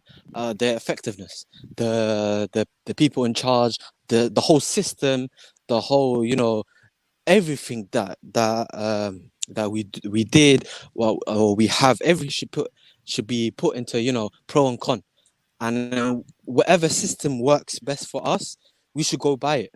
That's the only thing. But we have Salafi Somali, he's taking shots. Listen, I'm not gonna blame it on the tribe, man. You have to. I'm not gonna do it. I'm gonna blame it on Abdullah Yusuf. He was a cunt. Yeah, people just go to tribe. It's like they think tribes are just living organisms where everyone just shares. Thingy just took a shit. This is what I'm saying. These guys, they're going back and forth at each other, bro. Already with Scoopula. That's another dope. Al-Bab Kloe, bro. No. Abdullah Yusuf was an individual. You get what I'm coming from? That was a bastard. That's mad, fam. Like everything has to do with, if a person in your qabil done something, it's gonna be over your head for the rest of your life. That's just mad. Like I didn't. I say one person we should have. But if there's a majority of people, no. Hey, there's a little behavior pattern.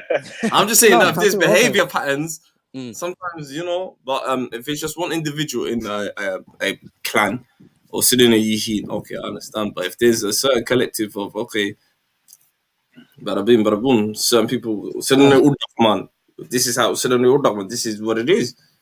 Maybe is that a bad thing? Something called ADO, the characteristics. I don't know. Is it true, or is it everyone an individual? Is there no group sort of sometimes? I don't know. No, it's the same thing. Majority rules, isn't it? If the majority are like that, then that's how stereotypes come about, isn't it? If the majority are like that, then you can have this assumption or this like presumption. But if it's just one person, let's say like Hitler came from Germany, innit? Are we gonna be like, oh, all of Germany are this, are they're fascist, they're this, that? Nah, it's just one person, innit? No, but once upon a time, all of them, the majority of South Africa. Yeah, but I've never been to Germany. But they're dead now. The whole new generation came. There was recently a few German soldiers in Lithuania. Yeah, they got suspended because they were playing Hitler's birthday song. Exactly. Keyword few. Yeah, like like 5 or 6 of them. That's only the ones that got caught in it. Yeah. So you're saying, can you inherit them like certain tribal behaviors? Yeah, if you're raised amongst that shit. Tribes can make mistakes, Yeah. I think it's the idea of supremacy, innit? That's like the fascist idea, innit? That stuff is like a drug, man. Yeah, I know. I see it. If someone believes like that, then there's no other way to convince them of anything. Yeah, but that's extreme. Would you say that's extreme nationalism? Because this is the thing about nationalism, yeah. Where I kind of see it is, and I see it as I'm going to see it from our angles, and I can only speak from a Somali perspective, in it, yeah. What then can wallahi, if it was a qaf, it would be, it's on ICU, it's on life critical, condition. Nothing high, so in it, and the children, the hope, the future of that Kenya. If there is, in the next 50 years, we have to start talking. We have to start speaking. We have to start coming together and resolving issues. I don't think that's national. I think that's just, we're tired. I don't know, one down there. I don't know. What do you think, Dust? One down there. No, that's patriotism, isn't it? That's just, like we're seeing this, and we're seeing like, and I think is Alam Kyodoman all around the world, and we're like, we could achieve that. Do you get where I'm coming from? Yeah. That's like a vision. Like that's patriotism. I would say that's different. But tribalism is the thing. When people say Asabiya and they say nationalism, I think for me, with the Somali case, I think you can't put it into that label because for us here, our biggest issue is what Tuladisu Dariyali, and he's saying that's my clan, and that's like everyone. There's like nationalism within us. That's like really tribalist / nationalism / tribalism. So with us, it's not a black and white nationalism. Because for us, actually, nationalism would be good for us. It would help us. Because it will make us drop the clan label and just all take the whole Somali label. You know what I mean? Find their weird arguments like no, and I'm like, I for me, frankly, I don't see any other options that we have. Dusty, because Kuli Muslim Bani, mashallah, alhamdulillah, you gotta love us in it. Well, Kuli in it, we got this one little Dadi Rermoyan, yeah. So we have Dinta in it. So you get where I'm coming from. We can't. I don't know when people say, "Oh, but Dinta," I'm like, we have that already. One high son of Buyale for 1,000 years Buyale in it. So yeah, since the religion came about. Since on Subedel, or maybe that wasn't us in it. Yeah, but I don't know about them type of weird sort of conversations there. But like I say, Dusty, I don't know, man. I just look at it as you just don't know how it feels in our shoes, innit? What the can on egg and burburka. You can have it in the middle of 30 soldiers by the delay in a queue in a what the yeah. I was watching a tactical analysis of that today, bro. Have you got the link? No, it was for the news media. They do like a Sunday, every Sunday they do like a I think they do like an analysis of political things in Somalia. And he was making some great points in it. He was saying there's some forces out there that want to demoralize the youth from joining the Somali army Somalia. And he's saying, what better way than to blow up the candidates that voluntarily, because in the UK, they put, how many times you see the adverts of join the British army? No one wants to join, bro. Like, everyone knows what the army's about. That's Dilan all around the world. Like, but the Somali one, there's a new sense of patriotism in it, and there's loads of youngsters queuing up for the Turkish embassy to join in it. Yeah. And then obviously, so obviously the aim there is, you know, those the ones who are trying to join, isn't it? And what I found was a good gesture was the Prime Minister, the Prime Minister Roble. He visited all of them. You know what? Yeah, I'm not gonna lie to you. Yeah, he gave them reassurance. He said to them, the ones who come out of the injuries, they're gonna join straight away, fast track Caligulina. The ones who died now, I think they're gonna look after their parents and that. Yeah, here it is. I've got the video. I've got the video. Yeah, bro. Like, that's what I'm saying, you guys watch this. 1 minute. It's a 1 minute. Big up Somali news media always. The Prime Minister of the Federal Republic of Somalia, Mohamed Hussein Roble, paid a solidarity call visit on the victims of yesterday's suicide bombing in Mogadishu. The Prime Minister went one by one to the young men who had been injured in the attack on General Dagabadan camp, as they were about to join the army. He also pointed out that the Somali government will make every effort to ensure access to comprehensive healthcare. Prime Minister Roble also spoke privately with the hospital's management about the care and treatment of the patients, which the government has promised to monitor. Prime Minister Mohamed Hussein Roble has spoken to the hospital's management about the treatment of patients who are being monitored by the government, and we wish all our young brave recruits a speedy recovery, said the Somali government's defense minister who accompanied the delegation led by Prime Minister Mohamed Hussein Roble. A suicide bomber yesterday afternoon blew himself up after impersonating young recruits who were lining up to enter General Dagabadan military camp in Medina district, Mogadishu. The Somali military's commander General Adawa Yusuf Ragay, who spoke to media after the attack, said 10 recruits were killed in the suicide bomb attack, claimed by al-Shabaab, with at least a dozen more injured. The Somali army have in recent weeks stepped up military's operations against al-Shabaab and killing more than 200 al-Shabaab fighters over the past weeks in the process.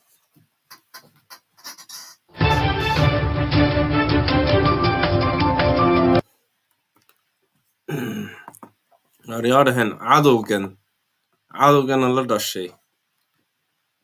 Fucking hell. Durwaagana la dhashay waa kuwan. Iman there. Yeah. Big up. Ilahi, you know what? Inshallah, no du'ayno. You get where I'm coming from. Ilahi, you know, Ashir Khairasiyo, you know them ones. Ameen. That was a good gesture by the Prime Minister, man. I love that. Wallahi, I'm not gonna lie to you. This guy, you know, a lot of people are dissing him, innit? He's quiet, mahadlo, ankan. I see he solved the Roble, whole election problem as well, bro. I see Roble putting in work, man. I think Roble, I like the way he is, his demeanor, but I big up Roble, bro. Wallahi, big up. You get and he's Hui, innit? So people are not going to get onto him, man. Hey! Jeez, you heard that from Dusty? He's part of the man, so, you know, it's coming from the brother. But listen, bro, it's the truth, bro. It's the truth, like. If Burman telling him to run for president, man. I like his demeanor. I love the way he's carrying himself. I love the way the way he's handling anything. I love the way he's that was a big gesture. I'm pissed off. I think the president, you know, he should have been there. He should have been one of the main mans there. But Roble is doing his thing. And big up the general as well, man. The general spoke the other day. I imagine that 20 Yalo. But Dusty, you had a great point. You saying these men, what they're trying to demoralize. Yeah, but there's like external forces in Somalia, and obviously there's a green zone in Somalia, Halland, and from there, foreigners can cook up whatever, innit? Whatever plans they want. Make a bomb, send this guy here, there. So obviously, if the SNA are getting stronger and stronger every week, who would it benefit for them to lose candidates to come forward? It will benefit the armies that are paid from abroad, so Amazon and these people. So for them, it would be in their best interest to stop the acceleration of, because if they're going to get sent, because these troops were going to get sent to Turkey, and the Turkish troops are the most competent, most professional ones that Somalia has right now. So if I was an enemy to Somalia, what would I do? It would be to target the recruits. So this is a strategic one, for me, for the way I see it, at least. Ish, you wanna weigh in? Yo, Ismail. I think he's not there. For me, boy, I see it as these young men are being offered the opportunity of a lifetime. You know, the ones to get themselves out of. It's either that or the other group Qatar somewhere. I think that's the two options. Yeah. Most are for Dalira. This is the thing. This is the most ironic options. It's either one group over there. Do you get what I'm coming from? So I think that's in Toulon here, in Mogadishu. I think it's that, or you live in obviously a bit of more poverty in it, because this at least you get a salary, you get top-notch training, you can be like you can do something with your life, Amalin. There's maybe not as many opportunities in it. Because this Turkish embassy is training a lot of people, and it's got first aid facilities. They put a lot of money into that, man. So that's why I rate Turkey for that, man. Yeah, I sort of do, but with me, man, I'm always, I should never go like Ilvo and look high. Obviously, don't told they know it. Don't be with Madden as well. It's never ever forget that. For them, it's not that I like them or trust them. It's that their interest aligns with our interest. For them, a strong Somalia is in their interest, because they get a strategic partner in the Horn of Africa. Right now, for Scramble for Africa, Turkey are in West Africa competing against France. With Somalia, they don't even have to compete with France, Spain, Italy. No one, because Somalia and Turkey already have a strong relationship. But then again, it's this body ally thing. Me, Dusty, I'm a man. You see me, Dusty, but I like to do things for myself, and I'll be like, Mother Somalia, we need to, because I hate to say, was it Arab Turkey, Arab Arab? I'm not feeling that as well. It looks like that, bro, man. A strong Somalia, would be in the best interest of Turkey as a nation. Because look at Turkey right now, Look how many alliances have been made against Turkey. Greece and Saudi Arabia made an alliance. Egypt and Greece made an alliance. And UAE and Saudi Arabia, they made an alliance against all of these alliances against Turkey. So for them, a strong Somalia would be an ally in the world stage for them, and it will be key trading routes in the the Horn of African Bab el-Mandab Strait. So from a geopolitical position, a strong Somalia is very much in their favor. So it's not really asking for much from them. You know what I mean? So it's a win-win situation.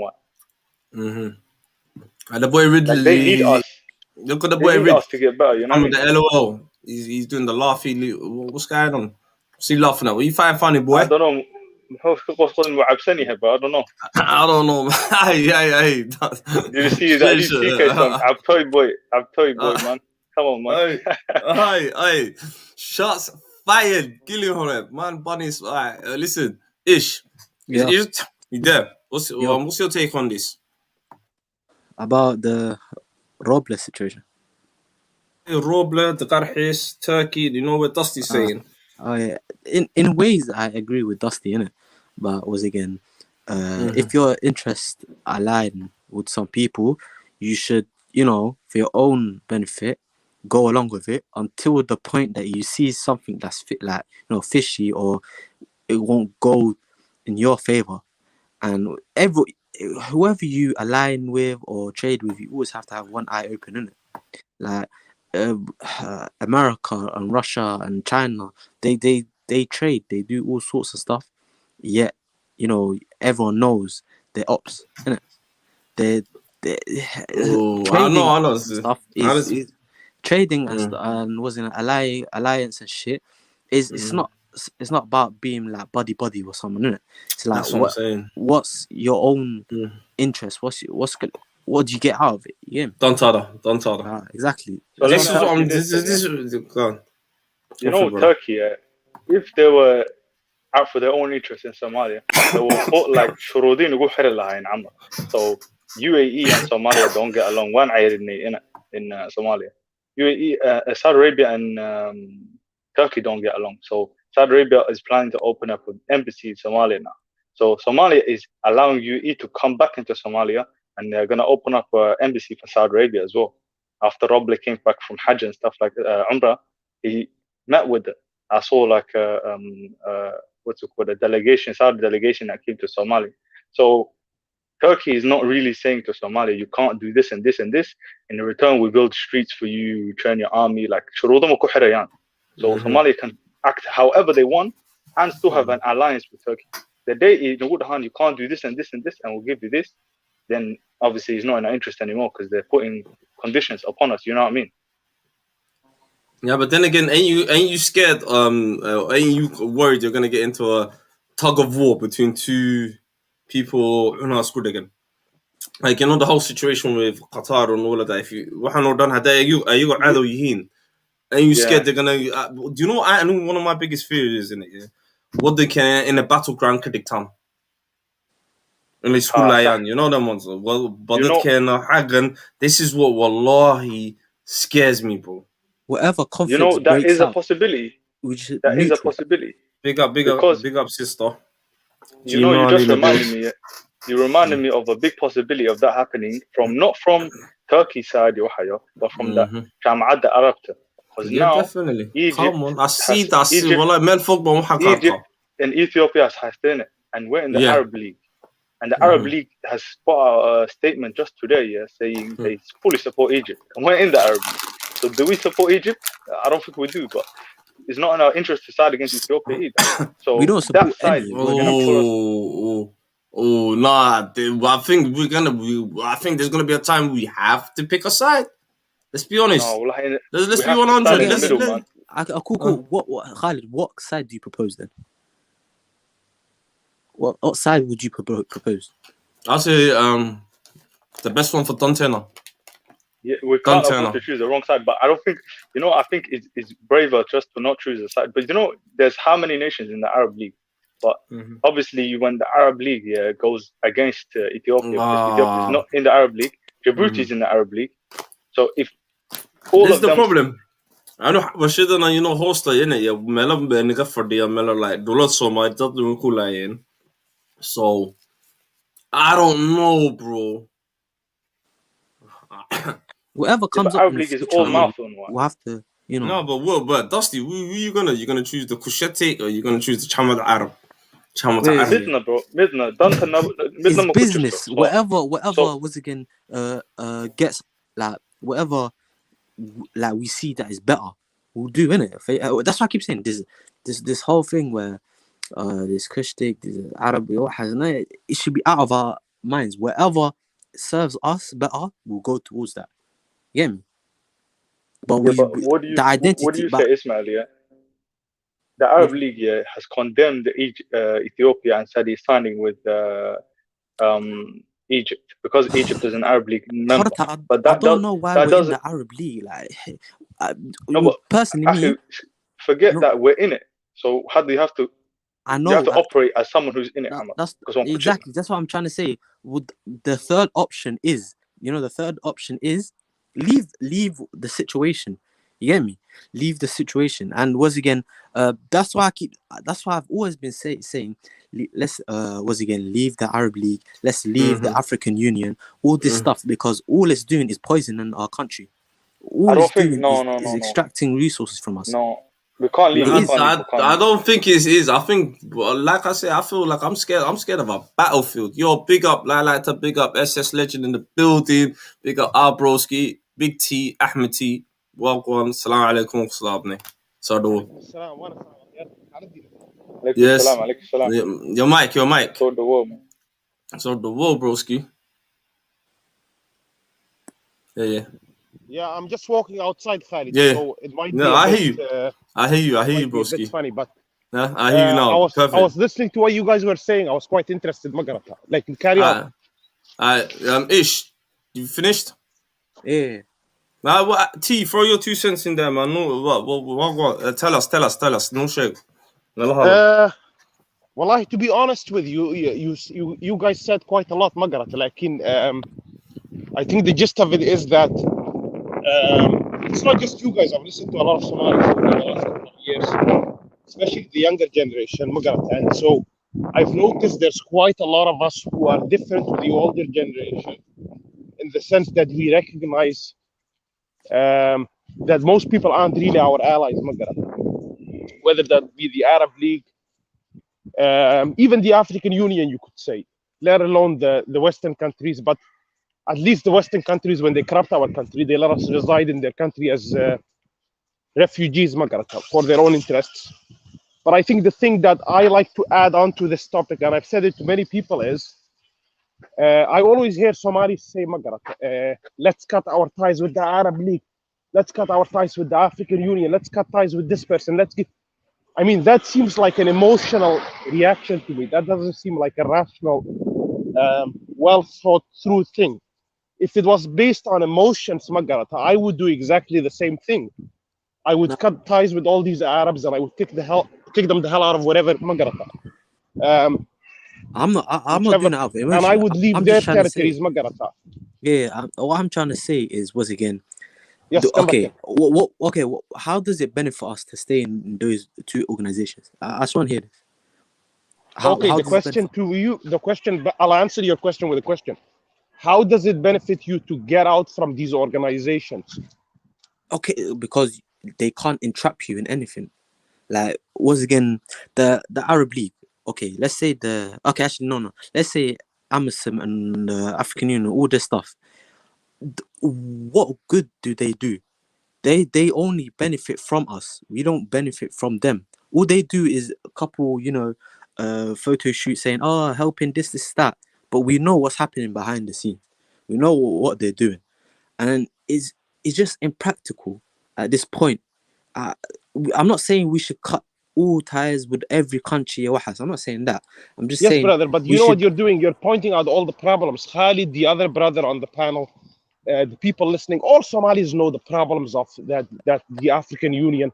By the way, this is not us playing victims. We inflict problems on other people too, We're not exactly the best of neighbors. But what you're saying is the problems. What I'm asking you is, how on earth does making an emotional decision whereby you say, that's it, I'm not going to stay in this marriage anymore, rather than a rational decision whereby you say, there's too many things that are intertwined. Me getting out might make my situation worse. Financially, politically, influentially, there's a lot of things that you have to consider, and I personally don't see a situation whereby we say we're getting out of an Arab League, which is just a league by name. That's why I'm not really so excited about getting out or staying in. I think it's just a league by name. So all you have to do is just inform your people that it's a meaningless league, but making big decisions as saying that I'm getting out of leagues is a bit stupid, because you're not the United States, you're not Russia. You're not someone that can say they're going to go alone and people will let you go alone. I'll give you one example just before I finish. The UK, which is one of the most powerful countries in the world, I think fifth largest economy in the world. Is it the third in Europe or is it the second? I don't know. I know Germany is ahead of them. Maybe France is. I don't know. Let's say they're the second. The military might, you could say the closest ally with the US, when they decided to leave the European Union through Brexit, even before they left, I'm sure a lot of you noticed a lot of Europeans were very spiteful. And this is not me playing into the British propaganda, saying that, oh, the Europeans hate us, blah, blah, blah. But this is a simple thing that I noticed, where the Europeans were spiteful in a sense. They wanted to prove to the rest of the 27 members that if the UK leaves, the UK is irrelevant. And so in a sense, the Europeans were being spiteful because the UK was kind of being so emotional about the decision they were making. Yes, the people at the top were making a rational decision that the European Union is not sustainable any longer, but a lot of the public was just being emotional. And it seems like the Europeans wanted to punish them until now. There was the last little tug of war, or the last little battle or dispute I saw was to do with the vaccine. And so they're not going to make it easy for the UK to leave. And that's what we're talking about. This is the UK, first world country. And you're saying, as an African country, as a failed state, I'm going to announce that I'm leaving leagues and unions which have way more successful states than me, if not all of them, and I'm going to be very emotional about it. I don't see how that's going to be productive or in our nature. I would much rather educate our people to know that these are meaningless leagues, but we have to stay in them, Magarat, to kind of limit whatever harm they can do us from the inside. So in a sense, to counter your argument, to finish with one sentence, I would say staying in these leagues to me would be much more about trying to curb or limit whatever harm that's going to come to us from these countries as opposed to benefiting from them. And I think that's the same reason they're in these leagues too. I mean, why would Ethiopia and Egypt be in the same bloody African Union League? Magarata, when we know that how far apart they are in terms of ideology. So come back in. Okay, so basically what you're trying to say is there's no benefit in staying, but there's harm in leaving. Is that what you're trying to say? That's your conclusion, isn't it? That's kind of my opinion, Magarat. This is not a fact. I just said, yeah, that's my opinion. I kind of agree. I kind of agree as well. Like there's harm in leaving it, innit? The people can be spiteful and all sorts. They can do all sorts, but at the same time, I think there's benefit in staying as well. Like what? Like for example, this is like the African Union, and not so much the Arab League, because the Arab League doesn't convene as regularly. But the African Union is made up of 54 countries or something like that, yeah. And they discuss like matters, yeah, which, you know, if you take Somalia out of the equation, Somalia will be not, you know, if you're not on the table, you're on the menu somehow. So if we get out of there, then we're not gonna be in, let's say for example, Amazon Mission Kanokala.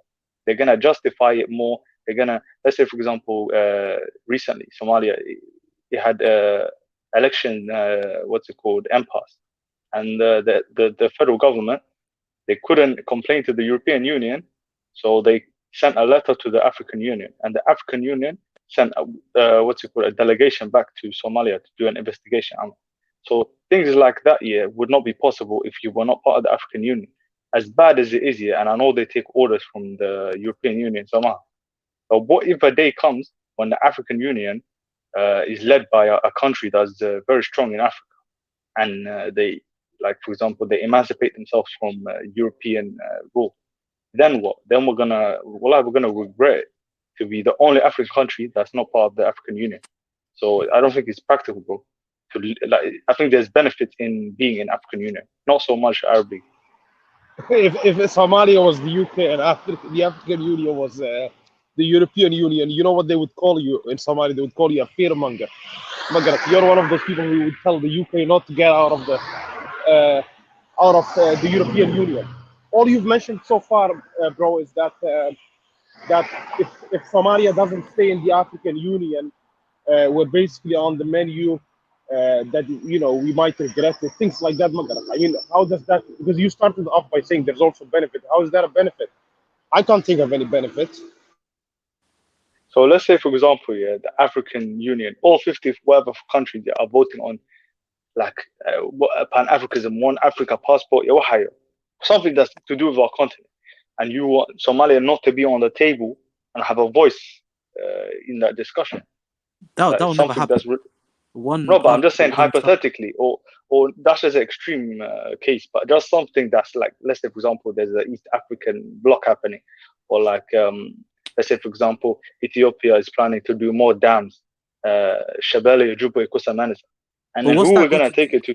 If we take it to the Europeans and they decline us, only the African Union. I'll tell you something though, bro.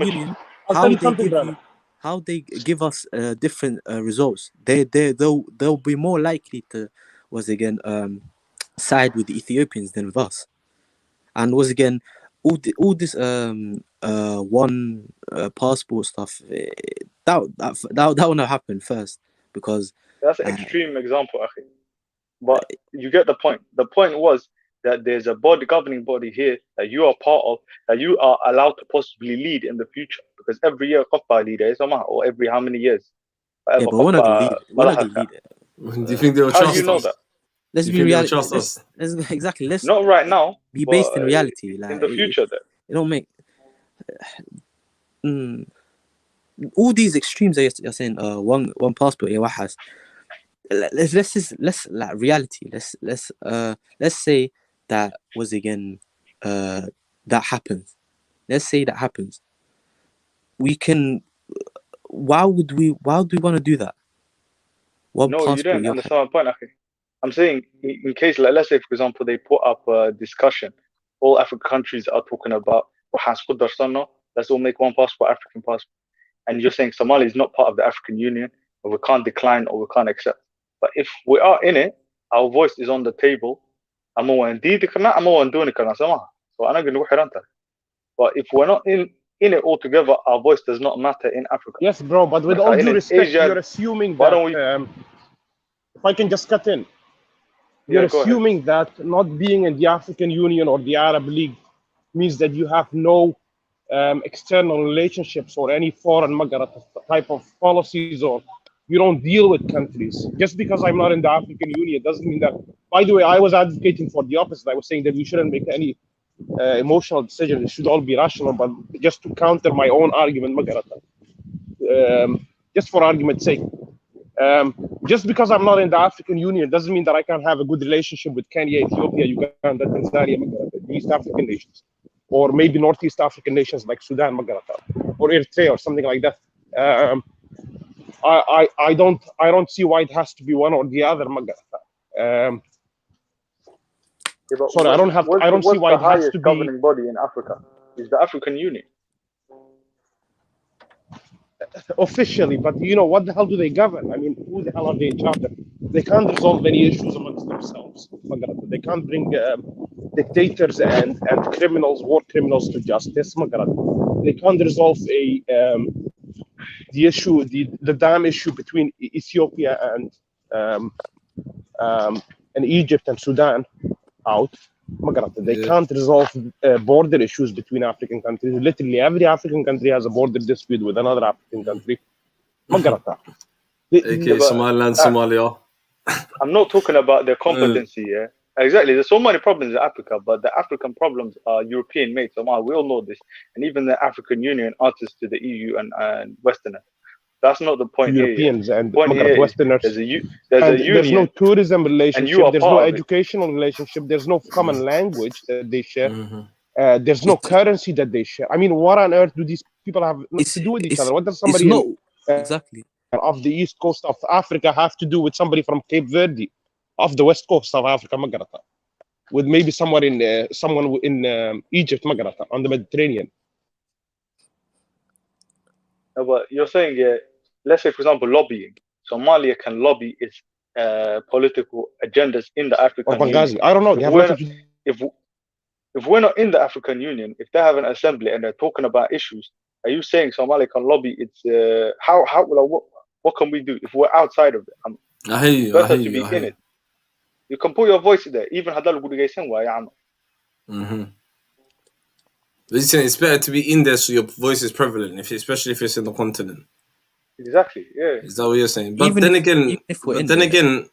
again, I'll ask you, what is the beneficials of being in these groups, economically wise? I asked that as well. There's barely any in it, and there's this whole notion that everything, every single problem in Africa, or the African Union, is directly resulted by Europeans, and that's not true. There's, like Khalid said, this whole victim mentality is mad.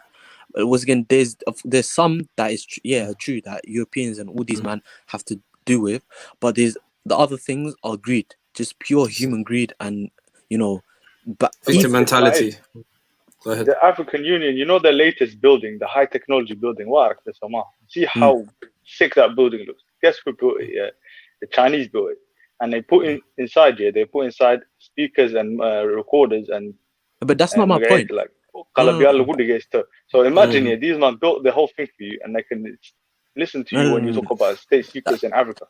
That's not my point. You're telling me foreigners are not involved in Africa. I said there's again Europeans, hands deep in there. Yeah, the Europeans and Westerners, of course, they a lot of the things they are to blame, but this whole victim mentality is saying every single thing that is going wrong in Africa or is happening is because of them, which that's not true.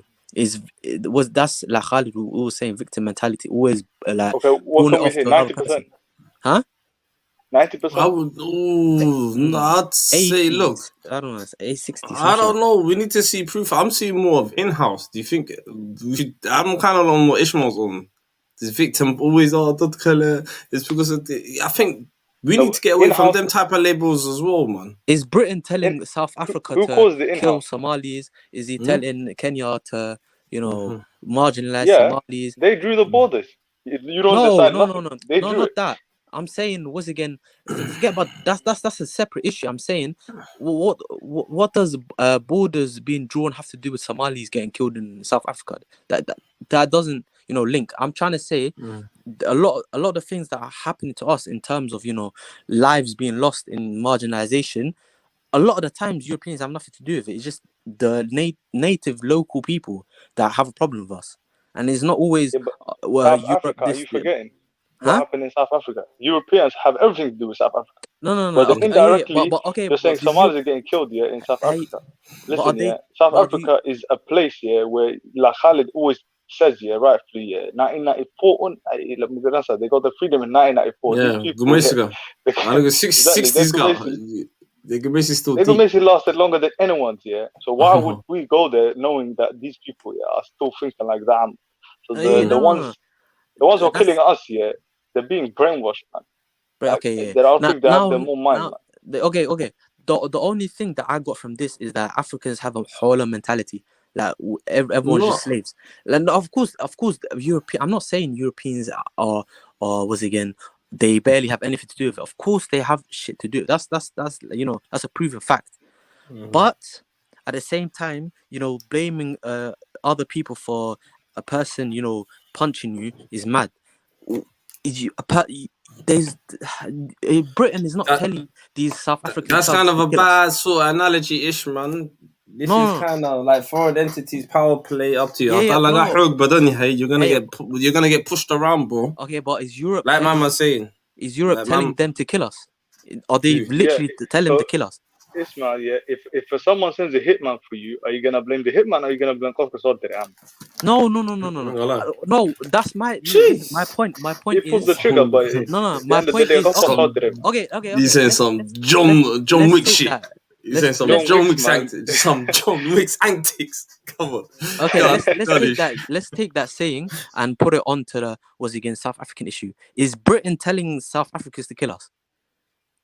Are they telling them to kill us? Let me give you a theory. No.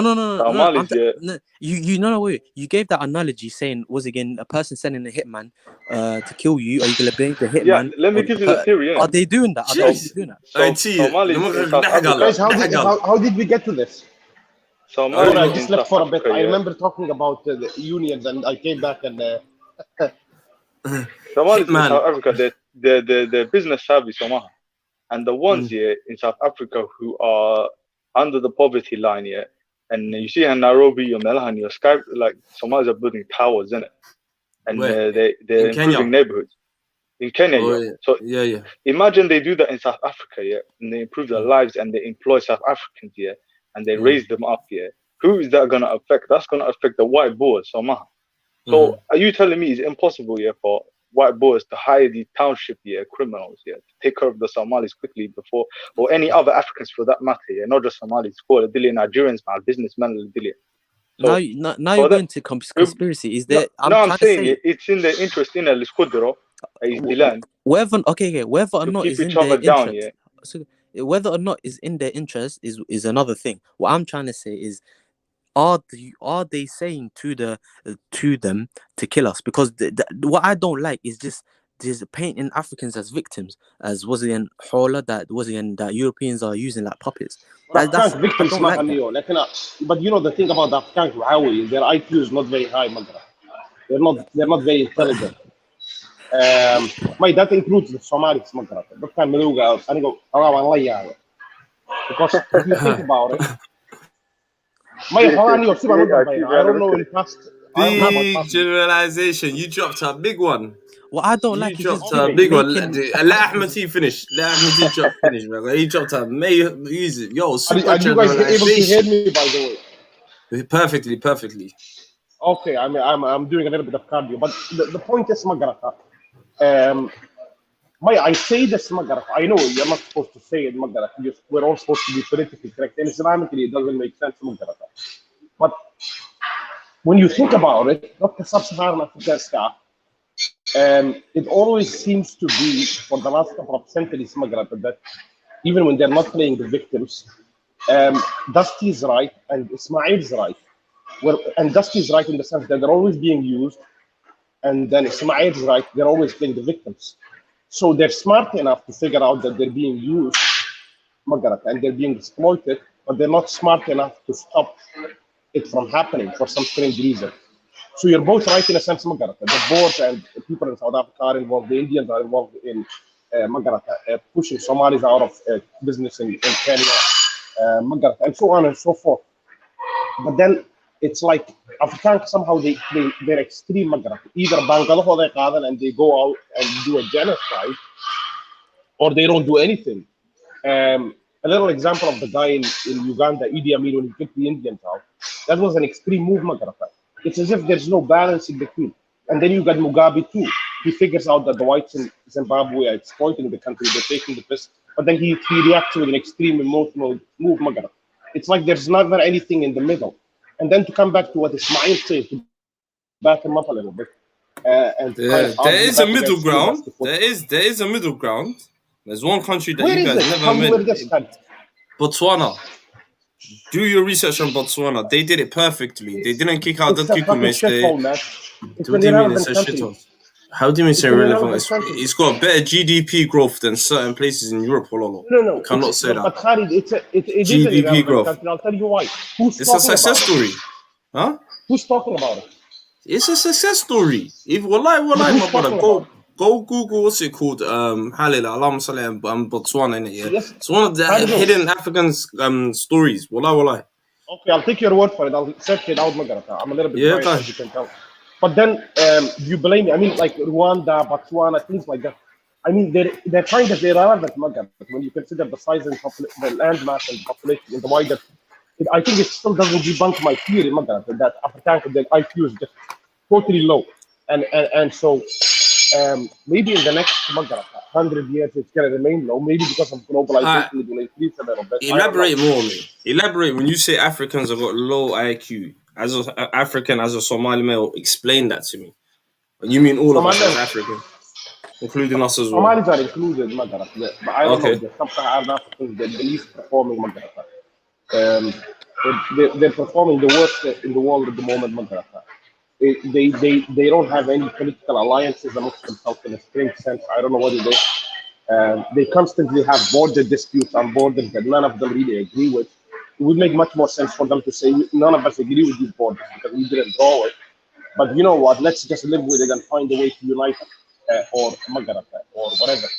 Let Magarata tribes that live or ethnicities that live across these borders to kind of live in those two states, Magarata. Little things like that, Magarata. And then you have, let's give an example. You got Nigeria, which is the most populous country in Africa, I think, and that's the biggest country and the biggest economy in West Africa. And they're in turmoil with regards to trying to solve terrorism and things, poverty and things like that. And they're having their infrastructure built for them. They're not making use of natural resources. Then you've got Ethiopia on the other side, biggest population in East Africa, Magarata. They're getting there because I heard Dusty Foot saying that the African Union embassy or whatever, headquarters, is being built by the Chinese. Well, why would you be surprised that the tram line and everything in Addis Ababa is being built by them? The motorways and whatever are being built by them. The ports are being built by the Chinese. And so they're not building anything. They're not economically doing anything. They're not negotiating. I don't know what are Africans good at. They're not even good at sports, for God's sake. And it's not because they're not physically able to succeed in certain team sports like football. It's because they can't bloody Magarata. I don't know what it is, man. I don't know. I know I'm talking shit. I even know it, but sometimes you have to. Nah, you're not talking shit, man.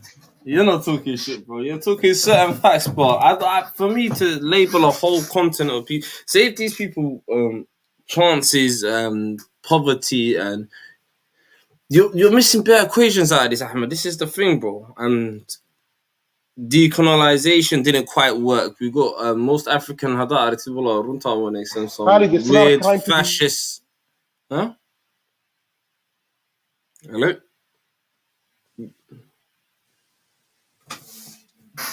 Yeah. Yeah, I think yeah. I think you might have cut off. I think But what do you, I was Ish? Do you agree with what some of the Richard brother Ahmed saying? Yeah, you know, to a certain extent, I do. And once again, the point that you came up, this colonization. Khalid, though, it's not. Let him come back. Yeah, I think yeah. Go ahead, You Gigi. said all this poverty, colonization, all this stuff has played a factor. Of course, it did toward everyone, like Asia as well. You've seen China and Japan. You don't know what Britain did to them, and yet they came back stronger than ever. They went through rampant poverty and all sorts. I don't. That's why when people say, "Oh, we work for colonization, poverty, and wahas," I don't take that as seriously as other people do, because other people other people went through that, yet they came out stronger. Of course, that's one issue, that's one problem, but it can't be your main argument, because I will just bring up other countries and other people that went through the same thing, but they bounced back. So what do you think of the notion that Brother T said? Yeah, Ahmed T said when he said Africans are actually stupid or low IQ. All I can say, we're all stupid, isn't it? Like, to extent, we're all stupid.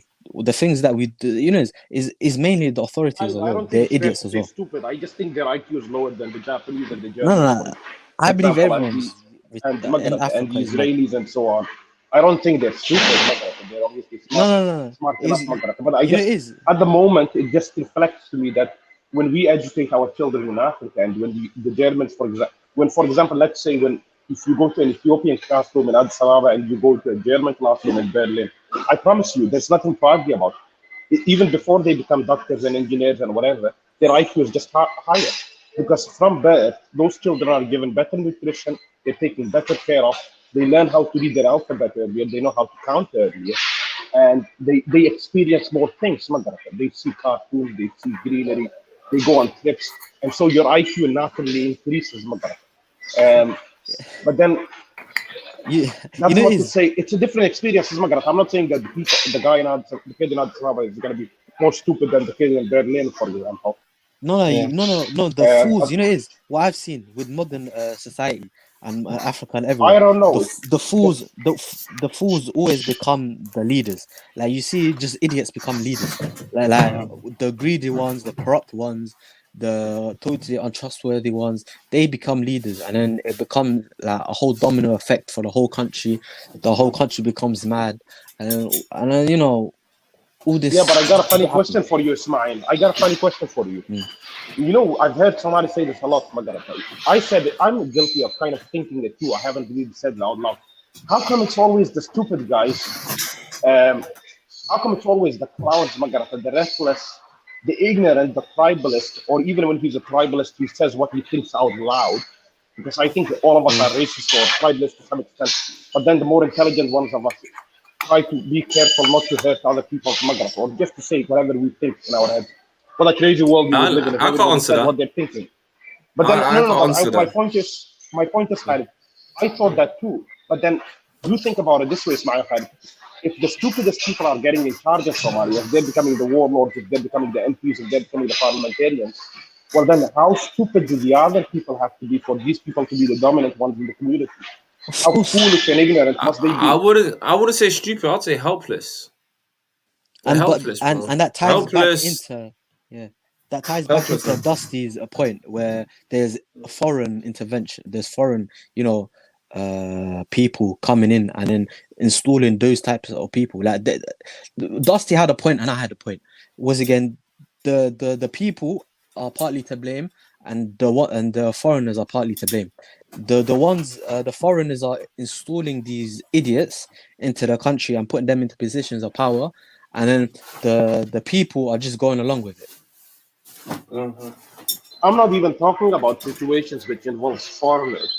I'm talking about the guys who are in charge, for example, of a district, for a village.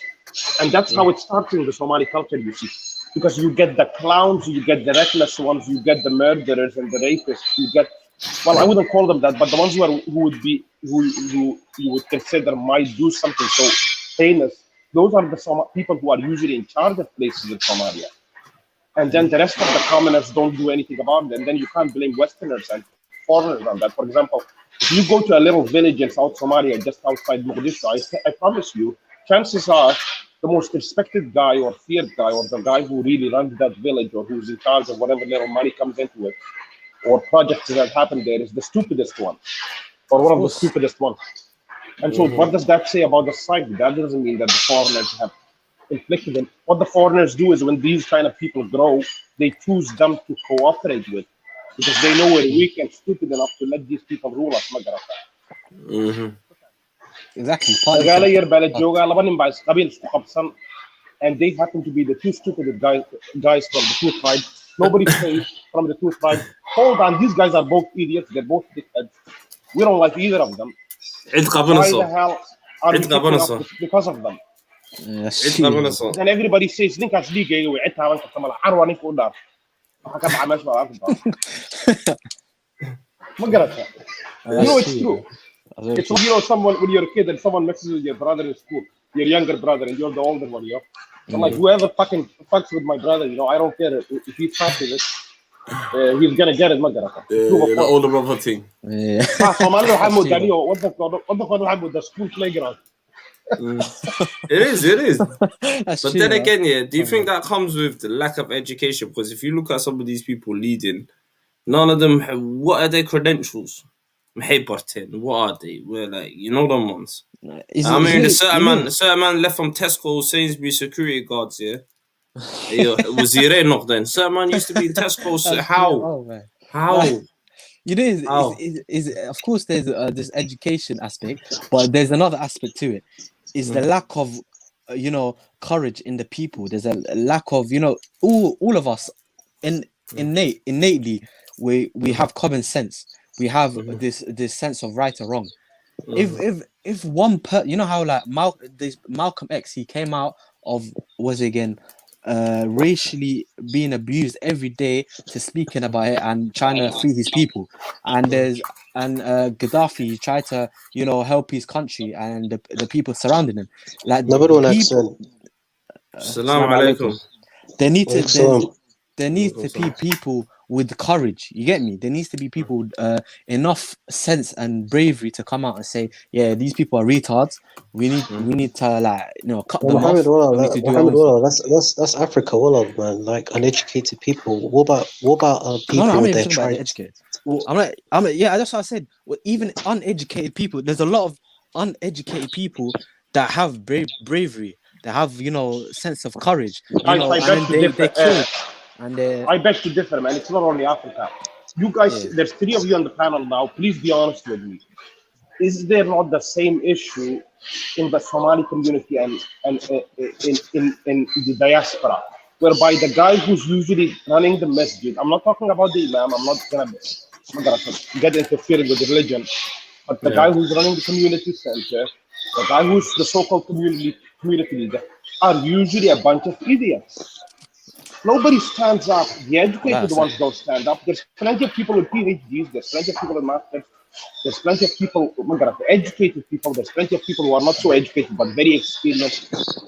There's plenty of leaders in the community. There's charismatic people. There's useful people. There's people who sacrifice their time. There's volunteers. But you know what? The idiot, the thief, the corrupt one, the tribalist, the one who puts the community against each other, always ends up being the leader or representing them on the stage. And then those guys go from the UK and then they go and get, hold on, one more point. And then sometimes because they realize, oh wow, you know what? I didn't even have to try very hard to be in charge here. You know what? What would happen if I went back home? Maybe I can become an MP. Well, what do you know? They become an MP. And then it goes from there. I've got a few people in mind, by the way. Yeah. I'll come back, guys. Hold up the panel. Yeah, go on, Rad. Hold up the panel, guys, yeah? Yeah, can I put my thoughts into it? I just believe Somali diaspora shouldn't even be allowed to be in government. I believe that Somalia needs to produce its educated leaders. Oh, you mean Somalia? Because in Somalia, because you have to look at it. I For agree to example, if you I agree as agree well. with you, but I kind of think it's kind of I do agree with the for idea. I don't example, want like this one really makes me angry. You don't see this in other countries. In China, and you'll see this. Like, you got politicians who've got like, and you know why America does not allow. Can you be a politician in America and be allowed a dual citizenship? Of course not. Like in Somalia, needs to get rid of this whole dual citizen BS like law. Actually, I'm not going to comment on the dual citizenship law because I haven't read it, but it shouldn't allow politicians who were born outside the country or who've got a foreign passport, because you have to understand, yeah, that diaspora people, they have got their own interests at heart, not of the people. And I believe that they should be barred from being politicians or in sensitive parts of government. Yeah, once again, there's diaspora, like the ones in. Because diaspora bring a lot of problems. Like diaspora, I believe that Somalia should be led by the Somali people, not by the diaspora Somalis, because they have brought a lot of problems that's true. to the country.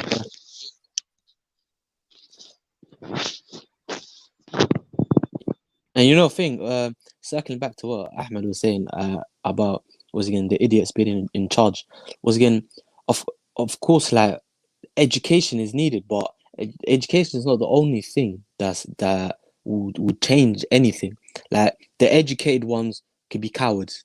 They can just, you know, sit there beaten back, beaten down, and, you know, take whatever they're dished out. But what you need is a sense of courage, a sense of bravery, a sense of, you know, inside you, like you want to do something to better your people. Like you just can't sit still while idiocy is going on. Like, that's why I was saying there needs to be a sense of bravery or courage. Like a person needs to come out that doesn't care about, you know, other problems, and like fear for themselves. They don't fear for themselves. They just want the betterment of their people, innit? So education is not the only thing that's needed to, you know, destabilize these fools from their, you know, positions of power. You get me? That's a good point. That's a very good point. There's not enough courageous people. There's a lot of people who know the guys in charge are idiots, but there's not a lot of courageous people. I agree with you. Well, like everyone, there's a lot of cowards about, and they'll just sit down and take whatever, you know, they're given. That's what like spells doom for people. Like where I people wouldn't call them cowards. I think the opposite of. No, I think if you're fully abled, you're able-bodied, and once again you're educated or anything, you should have this, you know, desire to better your situation. Wait, can't hear him. Yeah, not only cowards, but those diaspora politicians, they steal money from the community in the host countries, and they even steal money back home. Ismail, Yes, are you guys saying? Ismail, you could agree with me on this, right? Yeah, you've got Somali community leaders. If you go back 15 or 16 years ago, we had Somali community leaders who were stealing money from the Somali No, the only community. reason I said that, I don't consider everybody against. Carry on, Rab, carry on. No, but let's talk about the diaspora. Like, let's look at the corruption when it comes to like community organizations. They're doing the same shit outside of Somalia. You've got Somali community leaders who have stolen tens of thousands or even up to £100,000 or more in community funding. They ever steal it, embezzle it, or give it to their own qabil. Yeah, there's always thieves and, you know, evil people about. That's why everyone should be wary of what's going on. Innit? Read the fine print, and, you know, not trust like everyone you see. You get me? That's part of the solution.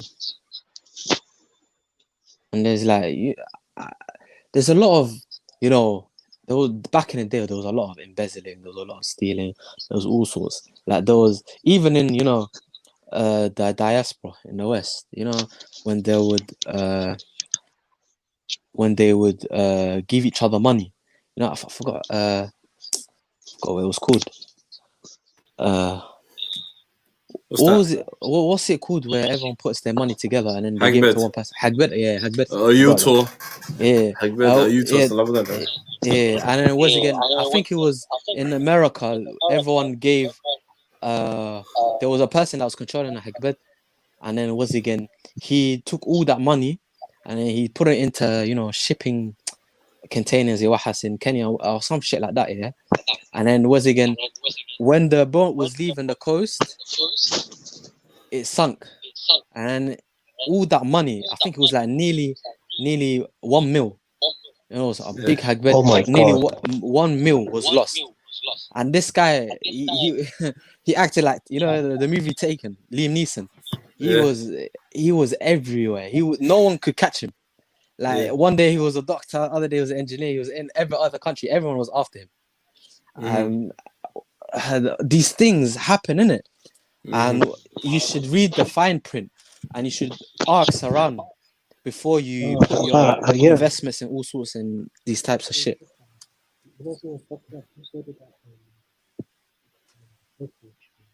Can't hear you. Yup. Rad. Alright, man. Speak up, man. You know that forex scam. There was a forex scam back home. Everybody invested into it, and bam, one guy embezzled the whole money. He did some kind of scam. If you've heard about that, forex. No, yeah, bare people pulled it off, man. That's the problem. People need to. Yes, but guys, doesn't that link back again to siyasat Somalida? That's the useless only brand. The fact that so many people can be fooled by young uneducated people telling them that they'll get rich quick. I mean, that kind of sums up the politics. No, there's idiots everywhere. There's idiots in all communities, isn't it? Like this happens in a lot of places. You know, yes, but how many people did he have to fool Magara in a poor country like Somalia for the guys to get away with? I heard one of the guys from, I think he's from the north, Magara. He came down to Mogadishu and he made around 20 million. I mean, how many poor people does it take for you to collect 20 million worth of investment? Magara.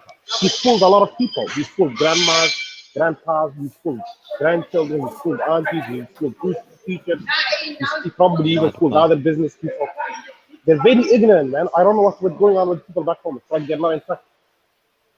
I mean, it happens around here, and you hear of old white people getting scammed through their losing their pensions by scammers. But usually the ones that happen here are Magarata. How you live in Adri, they're not so common. But back home, I don't know, man. You got 4 tribes chipping into you get rich. You know, it is when they see the dollar sign or the pound sign, they start salivating, innit? They don't read the fine print. They don't, you know, protect themselves or, you know, delve deep and research the shit that they're getting into. That's what it is. When people see this get rich quick scams, they don't care about the risks, innit? They think it's all rewards, and there's in part like they're not that educated. You get me? There's that one part where they're not that educated, and then they think you know that everyone's, you know, there's that person's Somali, so they're trustworthy. You know, that's not always the case. You have to educate yourself. You get me? And read the fine print. That's the only thing that will stop people from falling into dumb situations. But what Ismaila, why do that Kenny Hanakan when you do a background check on them? Let's say if you do a Google check of Somali and the community, when you try to confront them with the fact it's Hanakan, they try to deny it and that. Exactly, but, that's but 99% of Somalis would side with that person if you expose them. Let's say if this person was involved in, let's say, money laundering or a scam, a forex scam back home. Like, I give an example of what I'm talking about. You know that guy, you know that Somali German doctor, Dr. Ali Mahawais, yeah, he got exposed 2 years ago for giving FGM advice, and he got exposed by the Daily Mail. Ninken, I saw him on TV Universal opening up a new practice in Kenya because he had a practice in North London, but it closed down because of that scandal. But if he was a Somali in Kenya, tried to confront Dr. Ali Maiwais, 99% of Somalis would side with him. Wallahi, that's the truth. I don't even know about this doctor. What are you saying? Give me more background on this doctor. Right. No, he's from your ends. He's from your ends. He used to advertise back in the day in TV Universal. They used to advertise him on Universal, didn't they? He was quite popular. Yeah, Dr. Ali Maiwais. People would call in and ask questions as well, and he had a clinic, I think, in basically, London. he got basically. It's on. You know, I'll post a link. Mm-hmm. Say nothing. Okay, what happened to the doc? He's saying the BBC. What did he do wrong? I have no idea. This is the first time hearing about him doing anything wrong. Rad with the mad facts. He pulling out the mad facts from anywhere.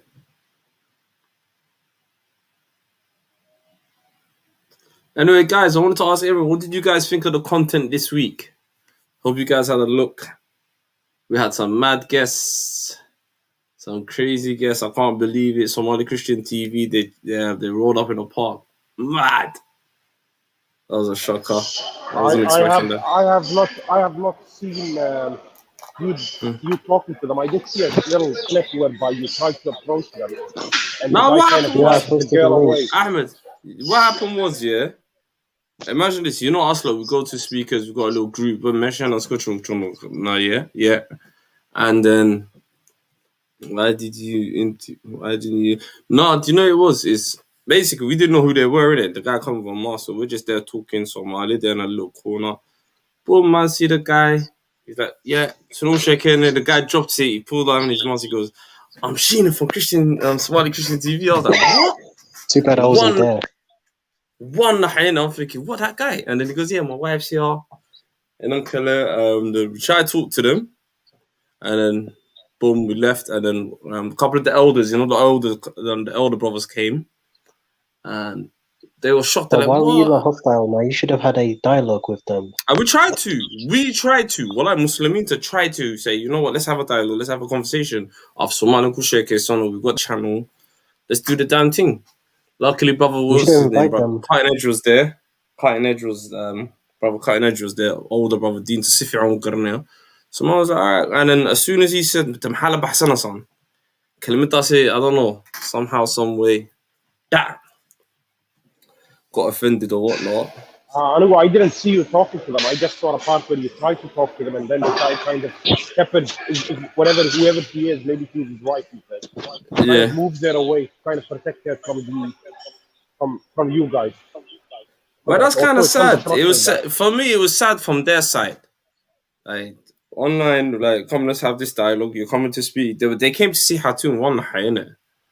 The first one is that actually came to visit this woman. Like, I was like, what the fuck? So are they coming back? Are they coming back? I don't even know. Allah knows. The problem is with Somalia, I'll say this again, Ahmed C, what do you think of this? Like, we Somalis should just mind our own business. If you see a Somali, because our people place too much. Rad, can you speak up, man? Repeat that again. Your mic. The problem is that our people is why can't Somalis accept that not all Somalis are Muslims? Some might be Shia, some might be Sufi, some might be Christian, some might be Waqists. Because remember, there's 39 million Somalis in the world, almost 40 million. Do you get where I'm coming from? What are you saying? What are you saying? We shouldn't be surprised. But then again, I don't with me. I'll tell you the problem truth. Is, I'm assuming we're all born outside of Somalia. I was born outside of Somalia. I remember 10 years ago. I'll tell you a funny story. I remember 11 years ago, I was on Pal Talk. This Somali guy from Austria. He was an Ode basically. He was a funny Ode. Yeah, he talked about himself and that he's a Somali Ode from Austria, and that he lives in some Adan village. And he goes to the city to chill in the Somali community in this city in Austria. I can't remember the name. then people are then it was a I can't remember the name of the room it was a Qala Somali, it was a controversial topic room. Then he said that he's an atheist and that a lot of people were shocked, and that's in my life. That's the first time I've ever seen a Somali atheist on the internet, on Paltalk, and the guy was just talking about his whole life story. For me, I don't know. I don't know what Ahmed T is gonna say. What do you think about Ode in his 50s? What do you think For about me, Ode it's in like his for 40s me. and I'll say 50s? Rad, yeah. I'll say for me, it's like Don't be surprised. do what you're doing. Like Radu Kadi, yeah. So like for me, I'd say lakum dinukum waliyadid, each to their own. But at the same time, for me, it's like you're spreading Islamophobia, especially with the recent attack in Canada. It happened to Frisbee Park, Hafatena. These people you're associating with, hey, Donny and internet, so you know them ones. So it's like, I do that Somalia or that Kada, that Kada. No, I don't know if you left the fold, but that Kada, I do you. Do you see that line that I don't really respect? So I tried to go on their channel, there was like, you know, the front page, it goes ex-Muslims spreading Christianity. I'm like, all right, why don't you just be Christian? How ex-Muslim can you farangu giliyo? Do you get where I'm from? So that's the bit with me. I mean, if we just chip in, I understand I'm what not you're one of saying. those I've people. got a problem. I agree with you on that, Somalis, because I've got a problem with those people. Like, you shouldn't disrespect the religion. If you're converted to this religion, that's your Yeah, for business. me, And it's that, but like, just cool, don't go around like, spreading hate. Do not go around spreading hate. you, like, as a of Somalia, yeah, Somali about okay, cool, Islam baka yeah. But what type of mentality do you have? You're actually going around people that's explicitly that عطان وتدخل كذا يعني تلقن دين وحويان وبarbaric. There's Muslim people getting mowed down in cars, and it happened. Frisbee Park. Well, half a day with all that. It's like literally, it's a close mosque to me, and I'm not that far from there, innit? Yeah. And I think there was a Somali guy that got run over. I think it was a couple of Ramadans ago. And this thing happening again in Canada, and these people are listening to rhetoric like this. And Qaf Somalia, okay, cool. I know your Eddo, your auntie, your other Idda, the obviously Muslimin beyihin. For you to be like that, come on, bro. It's like, where do you draw the line? Like, you get me? Because this person that's hating Islam, and you're cheerleading, and you're there, and from some strange reason, that's the bit that I feel like. Where's your? Come in, Khalid. Go ahead, bro. I think I'm one of those people who really doesn't give a shit what you think, or what you believe in, because if we all focus on each other's ideology, chances are the first place where it's gonna kick off is in your family living room. Human beings are meant to be different, If people agree on a certain ideology from Islam, fair enough. But then obviously, even within Islam, you can have dispute. And so that's why I never go around asking people their aqidah and so on and so forth. If we're praying in the same masjid and we're, whatever, cool. But I really don't care what you think, because it won't stop. Because then someone will be praying in a different masjid, but then someone will pray in the same masjid as you. But then the one who's praying in the same masjid as you might not pray the same way as you, or he might do different rak'ahs of sunnah after you, or he might recite the dua in a different way, or he might move his finger in a different way when he's doing the atiyat. And so it never stops. And so that's why I really don't give a crap about what people. I don't go into people's business, Magra. And so then when it comes to deeper things, where you get Somalis getting into Christianity or other faiths, or saying that they're atheists, or Magra maybe talking about transgender and homosexuality and all things like that, I don't entertain it, Magra. If you want to know my beliefs, I'll give you the sources, and then you can go from there, because it's been debated so many times, and everybody knows. Once I give you my source, Magarata, where I stand. If two people are having a friendly discussion or just trying to educate themselves about certain things, or people within the Somali community, I totally respect that, Magarata. I think dialogue is always the way, Magarata. You can even change people's minds. But the idea of debating each other, or Magarata, chasing each other down, or even giving attention to certain people, I think it's overcomplicated. But I get Brother Khalid why he does it, because he's involved in creating content. He goes to Speaker's Corner and he's going to see these people. It's not as if he's making a big deal out of them. If he just so happens to see them in the park, why wouldn't he record them? And then I get where you're coming from, Rad, in the sense where you say there's bound to be a lot of Somalis who are not Muslim, Magarata. If people are going to be, surely there's going to be, especially people who feel have been arrogant, We should have all been Muslim and thought that they're too good to not be Muslim instead of being Quraysh Magarasa and the family of the Prophet Magarasa. What a better person than him, like you. But even him, all of his family were Magarasa. So why Somali people should be so entitled Magarasa to think that this religion is a gift to them and that they'll get to keep it Magarasa, or sorry, that they shouldn't realize Magarasa that this is a gift and that they might have had it for a couple of centuries and maybe for the next couple of centuries some Adans might be Muslim and the Somali generations for the next couple of centuries might not be Muslim and the Adan kids might be. I wouldn't be so surprised. Allah guides who He wants Magarasa. And so that's why the ones who have it, like us, who realize it's a gift, should hold on to it and try to spread it Magarasa. And if we can have debates and discussions with those people to try and change their mind, fair enough. But I do agree with Rad in the sense that it should get to a stage in a sense now where we shouldn't be so surprised. We're not elderly Somali ladies who've grown up in little villages and towns who finally come to the diaspora. Who are shocked by every little incident that happens. Ahmed, I know my parents are. I know my mother is kind of like that, and her friends and whatever, and all the Somali ladies, when they hear anything happen, they say, "Oh my God, what happened?" What I do question the don't you know that kind of mindset, and we're not that generation now, and we're supposed to say when we're raising the kids, we're supposed to say, "Oh, I knew this was going to happen. I prepared for it in such and such and such a way." You get what I'm coming from, Harry? Yeah, and so I totally we're not feel you, supposed bro. to be so gobsmacked. Come in. No, with me, like I said, bro, I'm not gobsmacked here. Like I always say, like, yeah. But the thing, angle, I think, like, it's like, yo, it's like, it's the whole, you're all sucking on, like, that kind of specifically nab. And you're trying to buddy with them and then say, oh, the Somali people have a problem with me. It's like, come on, like, wake up and smell the coffee. Do you get where I'm coming from, Ahmed? There has to be a bit of dialogue with them and the, like, these people are inciting hatred. But don't you think about it this way, Harry? Don't you think these guys know that Adanka don't like them, even if they're not Muslim? But don't you think they're choosing a lesser of two evil? I think they've calculated that the less. I'm talking about the Somalis who leave their religion. I'm not talking about the ones who leave it, who don't honor Mashkorin. I'm talking about the ones who leave it, because I'm sure some of them leave it and they don't.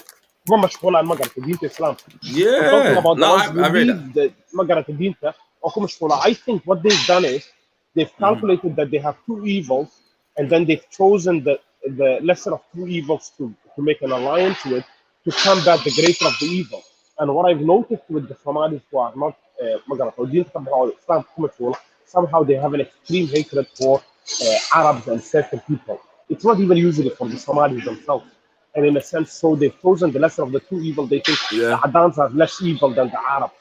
And so, I don't know, maybe they've got trauma, maybe they've been in Arab countries, maybe they've been abused by Arabs. I don't know what it is. Maybe they had an inferiority complex while they were so-called Muslims, and when they left. Why, Ahmed, people like us don't have that inferiority complex. We're happy. Thank you. So, Ahmed, what's wrong with God forbid, I don't have any reason to be angry with the Arabs. Yeah. No, Brother Rad, you got a question there? Yeah, I've got two questions. Like, for example, what's wrong with disliking a group of people who are giving your country debacle, like Kwa Arabta, and a second one, our neighbors that border us, and third of all, you might have a point there, Ahmed. It's all it's because of this whole BLM rubbish that's causing this race baiting and all of that. What's your view on that? BLM causing this race baiting? Yeah, but you kind of made a question where I don't know. Your question was you made an assumption, Magarat, when I said that these people really hate Arabs, Magarat. That I was kind of no, because if you look at it, what I'm trying to say, to be specific. You said, Magarat, what's wrong with hating them, Magarat? Sorry, bro, Magarat. And so, I don't know, you just kind of made an assumption, Magarat. I don't have a problem with realizing Amarat really عدويين Magarat. Gaza, the Saudi, Magarat, Egypt, and Morocco and Lebanon and so on and so forth.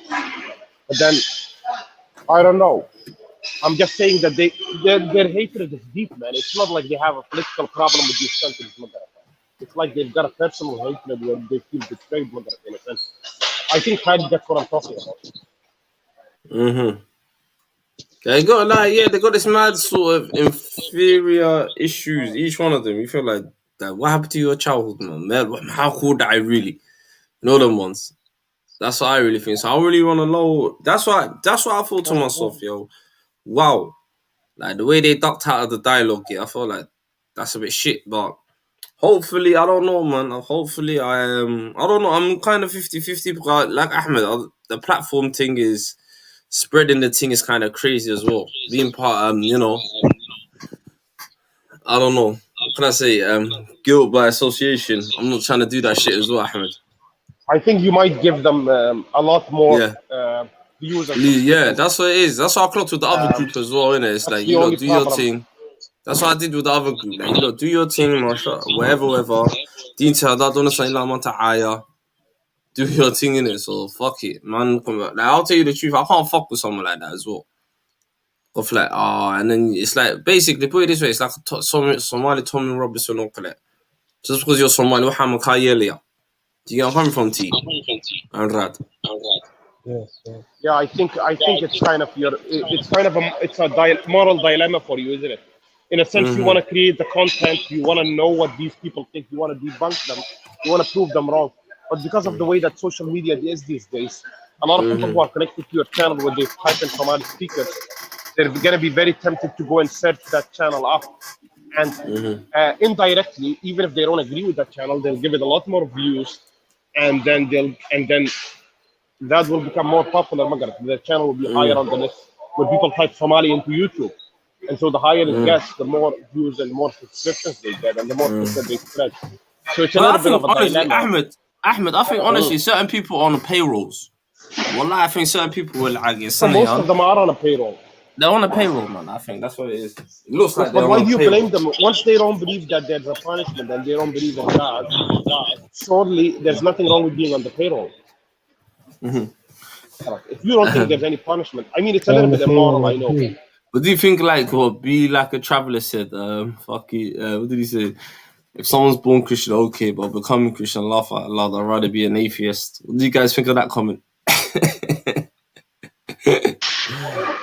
No, it makes total sense, because if you think that Islam is advocates violence, and you want to misquote verses, there's plenty of people who can say the same thing about Christianity. If you disagree with Islam regarding marriage and children and age and whatever, then there's plenty of rules about that in Christianity. If you think Islam is harsh on certain communities, transgenders and so on, then you can say the same thing about Christianity. You know, in Speaker's Corner, if you argue with them Christians. Speak up, man. Your mic. If you go to Speaker's Corners, Speaker's Corner, and you argue with those Christians, especially quote Afrikaner, and you try to, what you just said about violence in Christianity, if you try to quote from the Old Testament about the Israelites massacring the Canaanites, Ilahi, they're going to be in so much denial, man. Wallahi, the African ones are the worst. They're the worst when it comes to debating. If you try to have a civil debate, they'll just jump on you. That's why Speaker's Corner is a circus. I remember when you came there, you did your debut, bro. Of course. And I will come back. You'll see. I will come back. You said it's a circus. Why do you think it's a circus? It's become a circus, though. I'm not gonna lie to you. Speak to some of the Somali uncles. They'll tell you right now. Even there's one Somali uncle 2 years ago saying to me, "Speak up, your mic. You could. Wallahi, you just speak to anybody. Speak to the uncles and that. It's an absolute circus. Wallahi, I go there for entertainment and speak to the Somali elders and that. We got a group, man. What do you guys think of Abdi Hafiz's interview? I got a little bit of stick recently for that as well. What interview was that? With Abdi Hafi, you know Abdi Hafi, the what's his name? Abdi Hafi guy. My. Abdi Hafi from that journalist. From University. Yeah, from University TV, man. He came to Speaker's Corner on Sunday as well. Huh? Oh, I didn't know what happened. I know who Abdul Hafid is, the guy from university. Yeah, he came Speaker's Yes, Corner you as can well. use it with me as well. Mm. Did something happen? Is the video on your channel? Yeah, it's on my channel, man. We had a conversation. Okay, I'll Innit? check it out. You might Yeah. summarize it for me. My battery is really low. Like, a lot of people like a lot of people like Khalid. He's got very controversial sort of views and this, that. And I'm like, I don't know, man. I think the guy's a journalist. I think he's cool. You get me? I like the Take, Afra Hasler interview. That was one of the best interviews I've seen. I call that Ilama Reso. What kind of controversial views does he have that people don't like? If you don't mind. I don't know. Some people are like, yo, he's what's it called? Some people say he's anti these politicians. Some people say he's with them. Some people say this, that. He's just trying to create. I don't know. What's your thoughts on him? I think he's a cool guy. Yeah. I don't really have an opinion on him because I saw him on Universal. That's the reason I know about him. And he had this kind of thing like he worked for them for years. That's why I know his name. And I saw him in the last couple of years. Sometimes I would come across a YouTube Magarata by accident because I don't watch Universal. I think the quality is terrible, although they were kind of the first one channel. But anyway, I would come across him and he would kind of have this kind of hard talk approach where he would kind of try and grill Magarata, certain politicians. So I didn't think much of him. I just thought he was decent compared to the other Somali journalists that are here, there, and everywhere right now these days. But I didn't really have an opinion on the guy. I definitely didn't have any dislike for him. But if I do find out he has some weird views, then that might change my opinion. I'm kind of in the middle with him right now. I have to find out these views that people find controversial. Yeah, but I like the journalism, the swagger. The man's got an immaculate swagger. I'm not gonna lie to you. You have to. He does overdress sometimes a little bit. He's got immaculate swagger, man. You have to give it to him, man. You gotta give him credit where credit's due. I even said that in the video. I was like, right, god damn it. Fair enough, man. You get me. But I read Sister G Marley said, yeah, one day I shall come and meet you and shake your hand, bro. Right? I think you got an Amira there. What do you think? In time. As an exorcist, they say, in time. In time. You said it in the creepiest way. Go ahead, Ahmed, you creep. You're just a creepy guy. I was just going to say, I'm going to check out that video you're talking about. Hopefully it's entertaining. But yeah, my battery is running low, and as you can tell, I'm in the middle of Magarata. So you're in the gym. What are you doing? Some karate or some weights? What is it in the gym? Well, I just do cardio. I like training in my body weight. I'm not one of those people who like to overdo it. Pull up, push up, sit up, things like that. And if the pull ups aren't difficult enough, I just use some weights with a belt, and I heavier use Magarata. But I don't go around Magarata carrying dumbbells too much unless there's certain exercises which you can't do. But it's good to keep fit, man, and a little bit of boxing as well. That's really good for cardio. A little bit of boxing. You're mixing it up. Yes. Alhamdulillah. We should keep fit, man. That's another thing that the Somali community needs. Yeah. Definitely. There's too much diabetes and cholesterol and high blood pressure in the older generation. I think the next generation needs to keep a lot healthier. And we need to change our food and our diet. He's not in the gym, man. He's in the he's not in the kitchen. He's in the gym. The sister said, he's trying to get out of the kitchen. That's why he's in the gym. I'm definitely not gonna spend too much time in the kitchen. Nah, man, you get me. Yeah. Alhamdulillah. Yeah, she smashed it. He's in the kitchen. Nah, hold on. It sounds like he's in the kitchen. Nah, he's in the gym. He's in the gym, Linka. If you want, I'll take the camera off to show you. Nah, get that. كده يعني. Nah, كده man. Look back about quicker then. I won't show myself. I want to stay anonymous, but Alright then, let me see the gym then. Let's see the gym. Let's see the gym that you're working out in, man. Okay. Are you able to see? Come on. Yeah. Come on. There's a cage up there. I don't know if you can see an MMA cage. MMA cage. I like that. Do you get into them sort of stuff? Yeah, I can see it. Yes. Then there's some bags over at the back over there. and then you've got all the machinery, and you know, it's a pretty decent gym, I would say. Magara. I read that. Very down.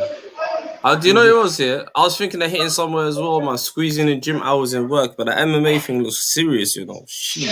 You should try it, man. Yeah, man. Someone said Abdi Hafi wears cheap suits. Abdi, you're a hater, bro. Man's a Primark, yo. Stop hating. You'll always find haters, man. Especially when you're stressful. Yeah, but the sister said, show us your shoes. I don't know. I'll check him out. I don't know what the controversy is about with that guy. I don't know. Yeah. Sister G Mali said, Kabahanatus, Kabada. I don't know why she wants to see you. Why do women fascinate about? Why do you want to see a man's shoes? What's wrong with you? You want to see my shoes? She wants to see your shoes. The sister saying, Nika Kabahanatus. What's wrong with this guy? Yeah. Yeah. Waka. Jeez. Some standard Adidas's gym shoes, man. Come on, Walala. He doesn't believe I'm training this week. Come on. Yeah. Let our gym session. I hear that. Come on. Yeah, maybe I'll show myself next time. Yeah. But I'll catch you guys later, inshallah. My battery is running low. Somali, what's his name? Frames said, where's that gym? Mogadishu. No, it's in Borame. Borame Kutala. It's not in Borame. It's not too far from Bor'a. It's in a place called Ainaba. Oh, I love that. That's a shot to Hassan, isn't it? Say that. The reverend. I'll catch you guys later, inshallah. In a bit, broski. Hey, Rad. I've got a little video, yeah? I want to watch this video, yeah? What do you think about this video? Let's do a little commentary on this video. This is one of your topics, isn't it, yeah? Let's spice up the thing now. What's the topic about on the video? You gotta watch it, man. Come on, man. Come on, bro. Here, I'll watch the video. Come on, bro. It's a little 5-minute video. I want to see what everyone's saying. Is he never, I want to see where is it?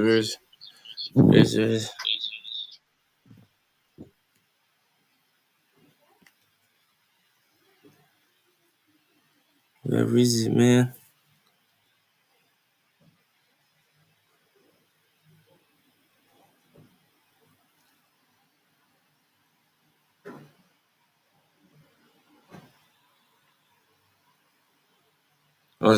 So there it is.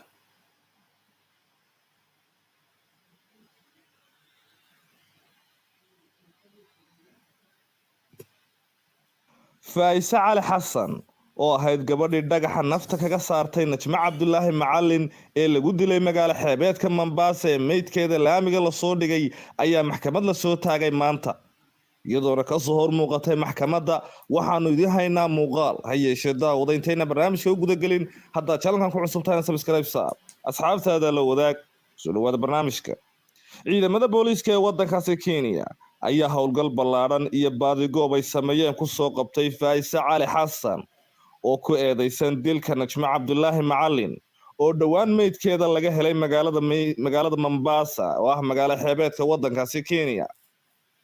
Najma Cabdullaahi Macallin ayaa madaxa dhagax lagaga dilay iyadoo nafta laga saaray meydkeedana laamiga la soo dhigay.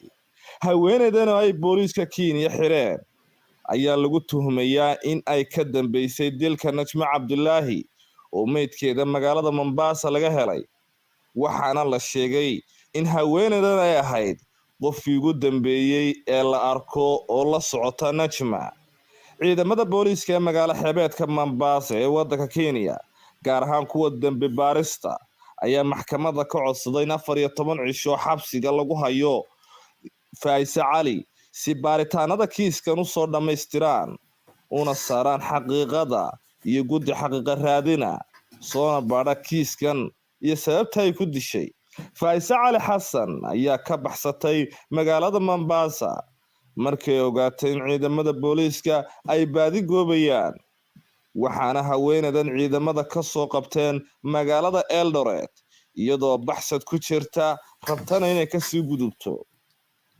qareenka u doodaya gabadha la dilay ayaa sheegay in muhiim ay tahay in booliiska la siiyo fursad dheeraad ah oo ay ku sameeyaan baaritaan waxa uuna dalbaday in Wallahi. Yo, what do you think about that, Radman? Kenya's kicking it off. It's going mad in Kenya. Wallahi, it's disgusting. Absolutely shocking. It is. Are they talking about not Somali who got kidnapped? Are they talking about her or is it someone else? Nah, this is a different case. No, because there was a Somali woman, Allah Harista, she was kidnapped. She was tortured and they held her for ransom. They demanded like 5 million. We were talking about her earlier. All I'm gonna say to you is, there those people let them down to the highest possible. Speak up, man. Big up, sister Maya Mo in the builds. Big up my sister, family in the building. Yes. Greetings, my mama. Greetings, your mic, man. Just don't know how to react. I'm just very angry. It's a shocking case, man. And that's a bad die. I don't know the ins and outs. The video's a bit mad. Yes, Muhammad Chitta in the build. My family. Hello. Yes, bro. Greetings.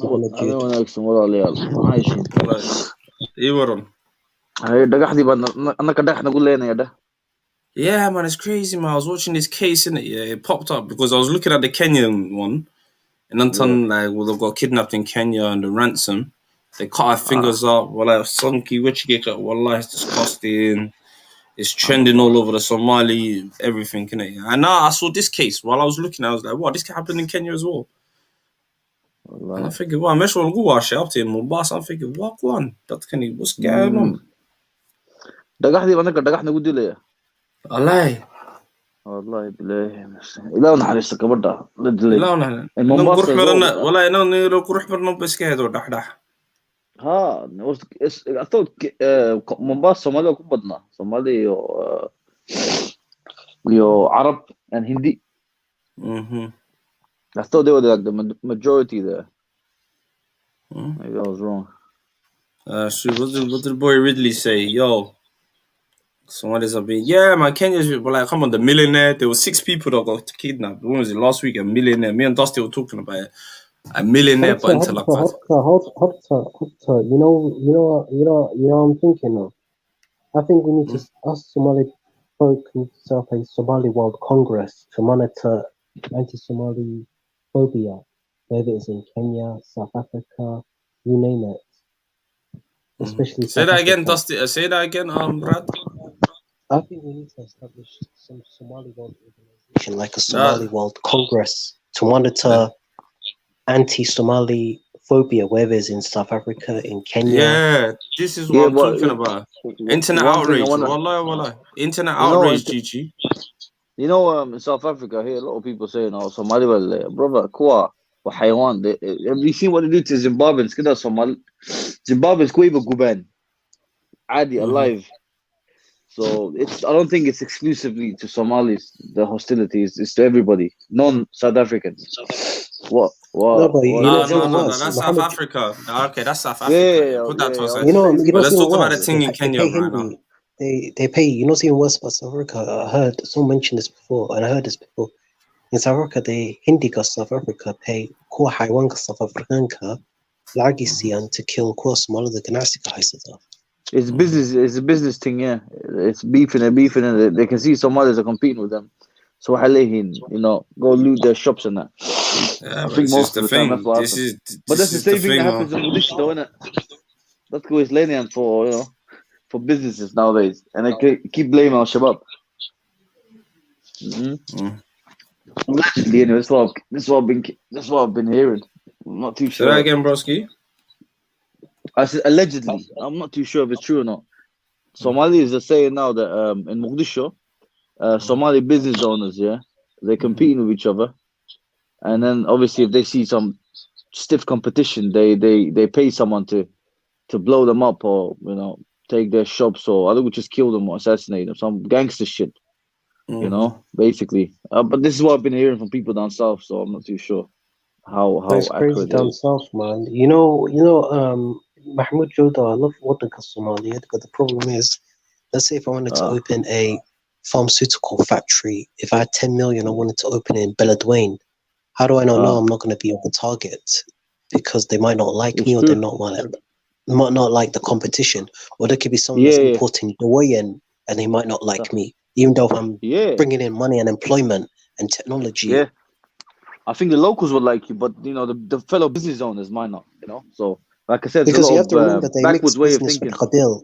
Business and Qabil. Qabil is also another issue. Oh, Somalia, you know, when you think of it like that, bro, because the people are rotten. What them come on? That can't.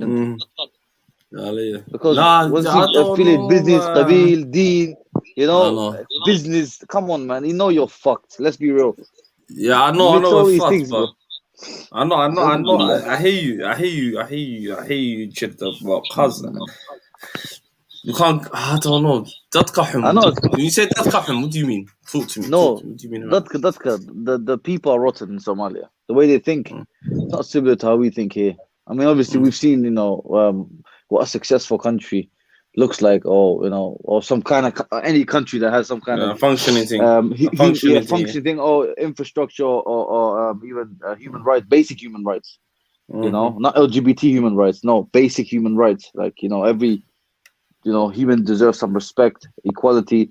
You know, whatever. Like the Galas, they took the good from the Deen, you know, and if they've used it, and then the Muslims taking the worst, and they still, you know, it's weird, man. Sometimes it makes you But think, where did we go wrong? you know, Wallah, Muhammad al-Jidayah, the Muslim world, I'm sorry to say this, but the Muslim world, the way it is today, is rotten. What From is the Muslim corruption. world? Muslim countries or Muslim people? No, That's the what I'm Muslim saying. world. That's a good question. What is the Muslim world? I keep hearing that word. I don't know what it is. Is it the Ummah? What is it, gentlemen? The Muslim countries, I'm saying, not the Ummah, the Muslim countries. Okay, Muslim countries. Yes. And technically, we're not allowed to have countries. Like what I'm trying to say in general, why are Muslim We're supposed to be countries? one country, apparently. I don't know, in some... Apparently, we're supposed to be one great country. It's not like, you can't say that, but it's just the way, I don't know, where some people, they say this great country thing, and one part of the body hurts, but we're bleeding, bro, and ain't no one, so, boy... I don't know, bro. Because I see gutless brothers and sisters, yeah, they empower other men, they don't speak. You know the polyester dress fuckers. When our sisters are they're the guys that empower.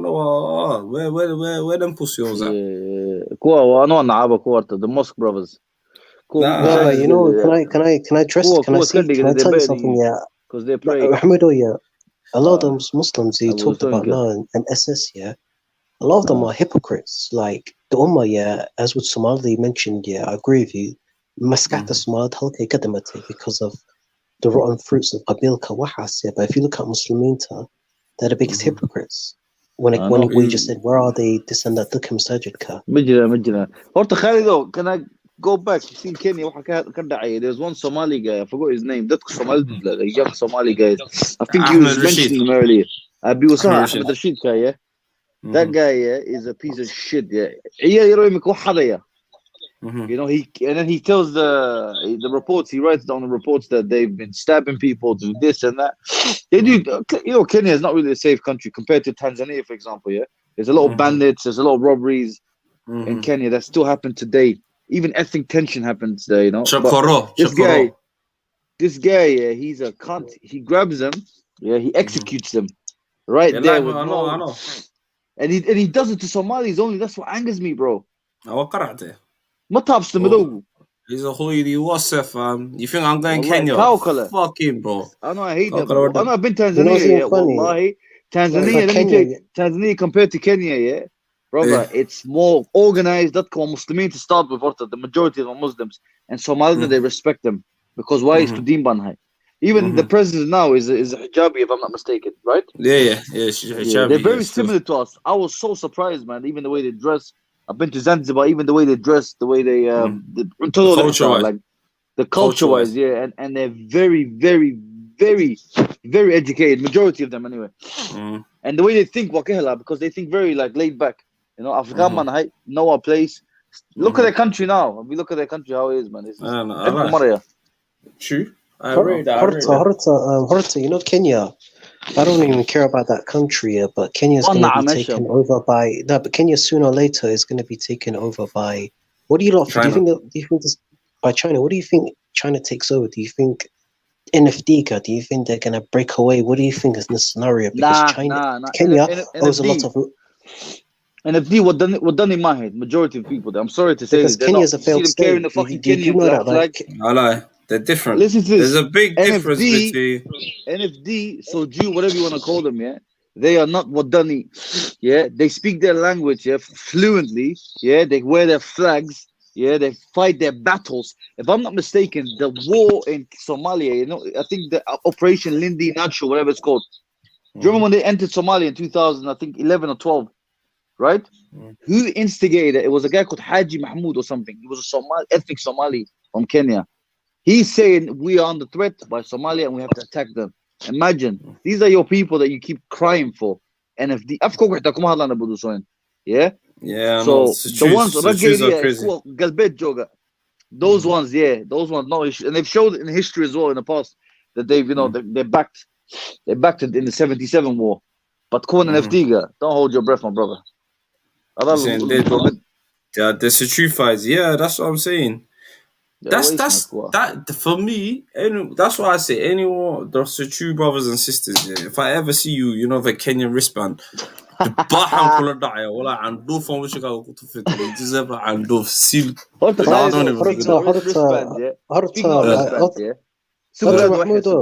Speaking of wristband, yeah. Can I ask you something, yeah? And it's not just you, yeah. Why do Somalis always wear? No, not just you, not you. Why do Somalis always have to show where they're from? Okay, one could say it's pride, yeah. But do you not believe that any person, any human being on this planet has a country behind them, or comes from somewhere? Why do we need to showcase? Well, you know, I never understood that bit, you know. And the Somalilanders are the kings and queens. You know about the wristbands. I don't know what it is about it, but I'll lay out, but I just don't know. Mahmoud Jadid, I'm from the north. I've got a blue flag in my house. We're all from the north. Still. What do you mean? Even the south wear it. Not just the north. You got a blue flag in your house. What I'm trying to say to you is, because Rado, yeah, I mean, Mahmoudo, I'm a northerner and I've got a t-shirt in Somali written in the Osmania script, and a lot of Somalis think something different of me. You know, when I go out and about with this jumper with the Somali flag and the Osmania written on it in a native writing script. Yeah, they don't know. They're not ready for it. I do the native writing. I'm a Somali Waynist. I'm a pan-Somaliist. That's fun. Let's do a GoFundMe page for Rad so he can teach a language since he's mastered it.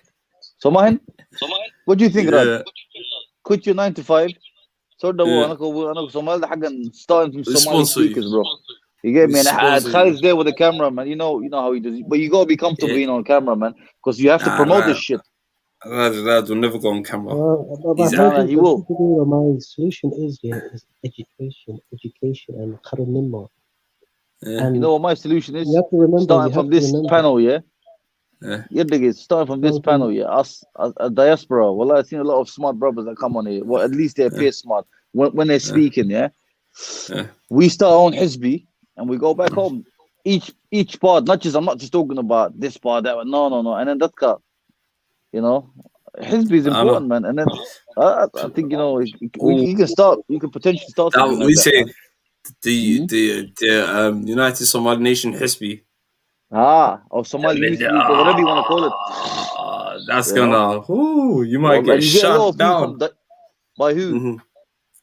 All right. Or by these countries, you mean? I doubt it, man, somehow. Yeah. I don't know. For me, that's a good idea, you know. That's a good idea. Because if you see all these men back home, bro, let's be real, man. None of them are educated. Secondly, and if they are educated, they most likely bought their fucking certificates from India or whatever. You know, I don't believe, because the deals they're making, bro, that is not an educated. That's not an educated deal or decision. You know, I heard Ahmed T earlier saying, "Is it rational? Like, does it make sense for us to leave or stay?" It makes no difference because we're still fucked either way. And you know, he made some good points about Kuan Dagahla, and even including us, that we have a lower IQ than, for example, a Chinaman or a Korean or Japanese. Yeah, he's making some great points for that one. Shall I tell you why? Well, he's right. I agree. When he was telling when he was saying, like, you know, the man, lack of malnutrition, income, brain development, Sudan. Well, I don't I think like, so. I like that. That was some beautiful points, man. You dropped some It's power true. points. It's true. Yo, Go ahead, Remember man. for your next meal, bro. You can't think of the 1 + 5, ma. You're thinking of unless you bring two untas together, then you can do your maths maybe when you're thinking of the food. cuntada Mahmudo waxaan kuu sheegaa Hawla. you said that IQ naga sheekeynaysa dhagaxka IQ-goodii naga weyn tahay waxaas waa bullshit. At the moment, No, but I'm not saying it is. no, but I'm I'm giving not saying. example, you know, Eritrea, or what then, what the Eritrean couple, what the code was support, IQ though they were 85, Somalia Momalha 69, 70, Hakeka Canon, number, because Chamada, Dixoin Katat can, Well, these stats, I don't believe in any of these stats. I don't believe these stats. You know, I don't believe in stats. I just believe in what we see. You know, you're basically you're educating yourself about that, because if you're sending these fucking Ansuriga Adanka, whereas Frenikashik and Afrikanka and these other Africans, who you thought it was and tried to use it on Somalida, they have never. Where did they get that number? I'll tell you where they probably got that number from. Probably they got it from Muhamtika Habashita, who were in Israel, or Maraykanka.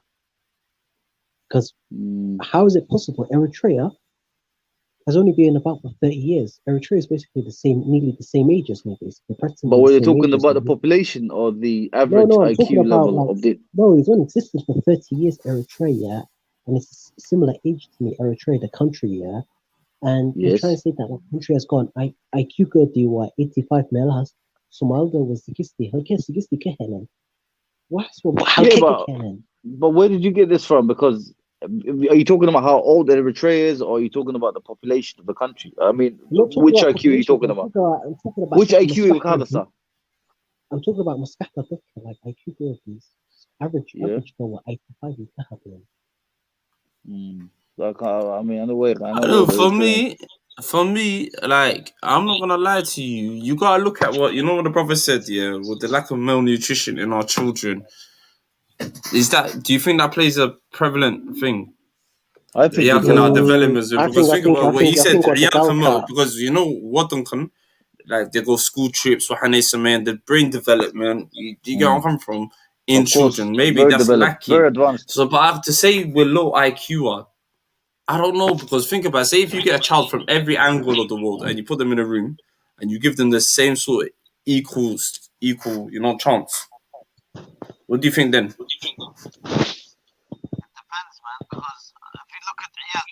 Mahmoud, sorry. Yeah. So speak up. Yeah, go ahead, Mike. Go ahead. Can you hear me? It depends, because are we naturally low IQ, or are we low IQ by circumstances or situations?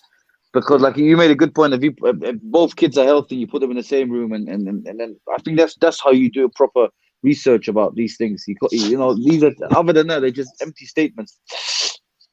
You think of it. Of course, it's empty statements, because Mahmudo, every country has got, like, for example, they keep saying, for example, I'll give you an example. They say that this country in Africa is smart. It's a load of nonsense. For example, every country has got like smart people. Like, my question is, did they go to a Chamad in Hargeisa or Mogadishu, or even somewhere like Hudud to these Chamad? And had they even gone to Boroma, the Galam Kuchir in Boroma? That's what a lot of Somali students and even Turkish share. Barashata Ikutak and Chamad and Boroma. Yeah, why don't you go to Boroma? Why don't you go to Boroma and test these students and that? Do multiple tests. Because, true. For example, you could ask me about history. I'm very good at history. But if you were to ask me on mathematics, I'm 99% more likely to fail, because I'm shit at maths, but I'm good at literacy. Because we have to be very careful. We have to be very, very careful when it comes to knowledge. SS could be more knowledgeable on astrology. He will probably have a degree on astrology. He could be knowledgeable. Yeah, this is one thing. How do you measure intelligence then? In a society-wise, do you measure how like great your society is and functioning, or there's many ways. Like, for example, America. There's one guy, yeah. I'll tell you right now, I'll be honest with you, yeah. I've met Americans, yeah, but a lot of Americans are just plain stupid. I was talking to one chick here from Brazil. Even she said the same thing. Like, if I were to go to Brazil, I think a Brazilian's probably more knowledgeable than someone from America, even though America has got trillions of dollars of GDP. You know, their GDP is higher than Brazil. But my point is here that if I were to ask a Brazilian what's the capital, if I were to say to a Brazilian, is Africa a country or a continent? He's going to tell me it's a continent. But if I go to somewhere like Atlanta, Georgia, and ask your I average don't think. Adan or Mudo, I think. and ask is Africa, because majority of them will tell you, whether it's Adan or Mudo or whatever, Africa is a country. Africa is a I country. know, Even if you're but asking, I think it comes to ignorance as well. Ignorance plays a major no, but major ignorance part as in well. No, everything. but I'm talking about Not how wanting these to people know. try to say, for example, why does America, has got a GDP? Listen, let's be honest, I can go to Cuba, which has a population of similar to Somalia, but our population is higher than Cuba. But Cuba has got a population of 10 million, a GDP of 100 billion. And if I were to ask a Cuban person, because Cuba's a poor country, remember that if I ask them basic questions, everyday questions, like what's the population of that country, what's the capital of this, what's the currency? If I go to America or somewhere in New York here, a lot of Americans, I'm sorry to say this, but a lot of Americans are stupid, even though they're a rich country. And their education's better than these countries. But that's the same. No, as but England, maybe they don't need to be educated on these minor things. Yeah, Are we like stupid? Everyday things, like Okay. everyday things. Like I'm talking about selective everyday things. No, education, but I'm bro. trying to say how the West use it against these third world countries. Mhm. That these third world countries are Yeah, but it stupid. could They also don't be know selective anything. But education. I mean, maybe they don't want to teach them about Africa. Just see Africa as one big jungle with Tarzan and that. You know, like I said, man, it's just how they teach you, certain things. Because I think most Americans don't even think Africa has cities. They only have monkeys and people in villages wearing half naked, I don't know, skirts or whatever those things they put on there. Yeah, the one or a leaf on their penis or whatever. That's what they think. So it's just however they've been taught. I can't even blame them really. no, They but never you had know to what I don't research about understand, Africa. right? Let's be Yeah, you real. know what I don't Unless understand. it's Yeah, Black I'm History Month. noticing every day, even in UK, even every day in UK, I'm seeing more and more morons. This generation, I'm seeing more and more degeneracy and morons. Like if you I was ask, saying the same thing, bro. Degeneracy. Listen to this Yeah, lad, bro. you know what keeps. All right, go ahead, my bro. like you know what I don't Yeah, understand, right? Yeah, like degeneracy, right? Yeah. Yeah, I'm seeing more degeneracy and moron nimo. Dokan nimo, na'as nimo is seen as cool now. Basically, yeah. And if you look at some university students here across the country, most of them can't even string a sentence together without saying, I mean, when you think of it, you wonder what the fuck do they learn in school? I mean, in college or university, because they can't even keep one sentence straight without saying, you'd be like, yeah. Absolutely, So unbelievable. it's just one of those things, man. But you know what's even messed up? Like the education. Mm-hmm. In what way? What do you think of the way the UK? What do you think the way the UK is going with its education system? Because I believe it's heading towards America. The way things is heading towards America The with this UK whole compared to degeneracy other parts of Europe madness has always and been with this whole degeneracy and cultural Marxism rubbish. Because the cultural Marxists have already infiltrated the education system. They're promoting things like LGBT. They're promoting things that doesn't even belong in the school. Yeah. I mean, Muhammad, it's just what can you say, man? It's just, I mean, now that they've left Europe, you know what's gonna happen. Probably gonna be more immigration because you look at the young population of this country, especially Adans, yeah, they're fucking lazy as hell. So most likely they're gonna need these other immigrants to come and do the jobs, innit? And then once these crackheads, these youngsters become crackheads and go to hostels and shit, they're gonna be like, oh, foreigners taking my job. Yeah, because you don't want to work, motherfucker. Simple. Mm. Can you imagine an Englishman picking in one of those hot farms up somewhere in the countryside on a hot weather like these days? Can you imagine? Yeah, you're Backbreaking right, jobs man. and shit. Ingriska has become There's you on the hotel and they no more on the hotel. They on the hotel. Like Mm.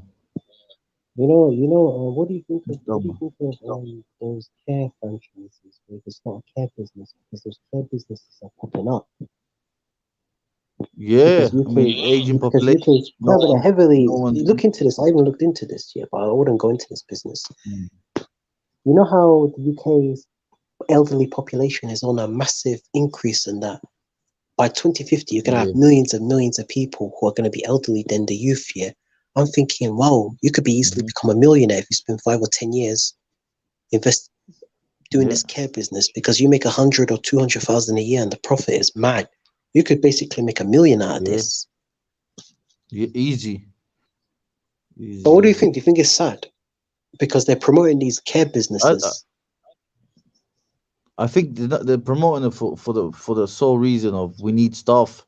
So it's on the, like, for example, if you open an agency of care now, yeah, you get clients left, right, and center because they've got more clients and they've got companies that provide care.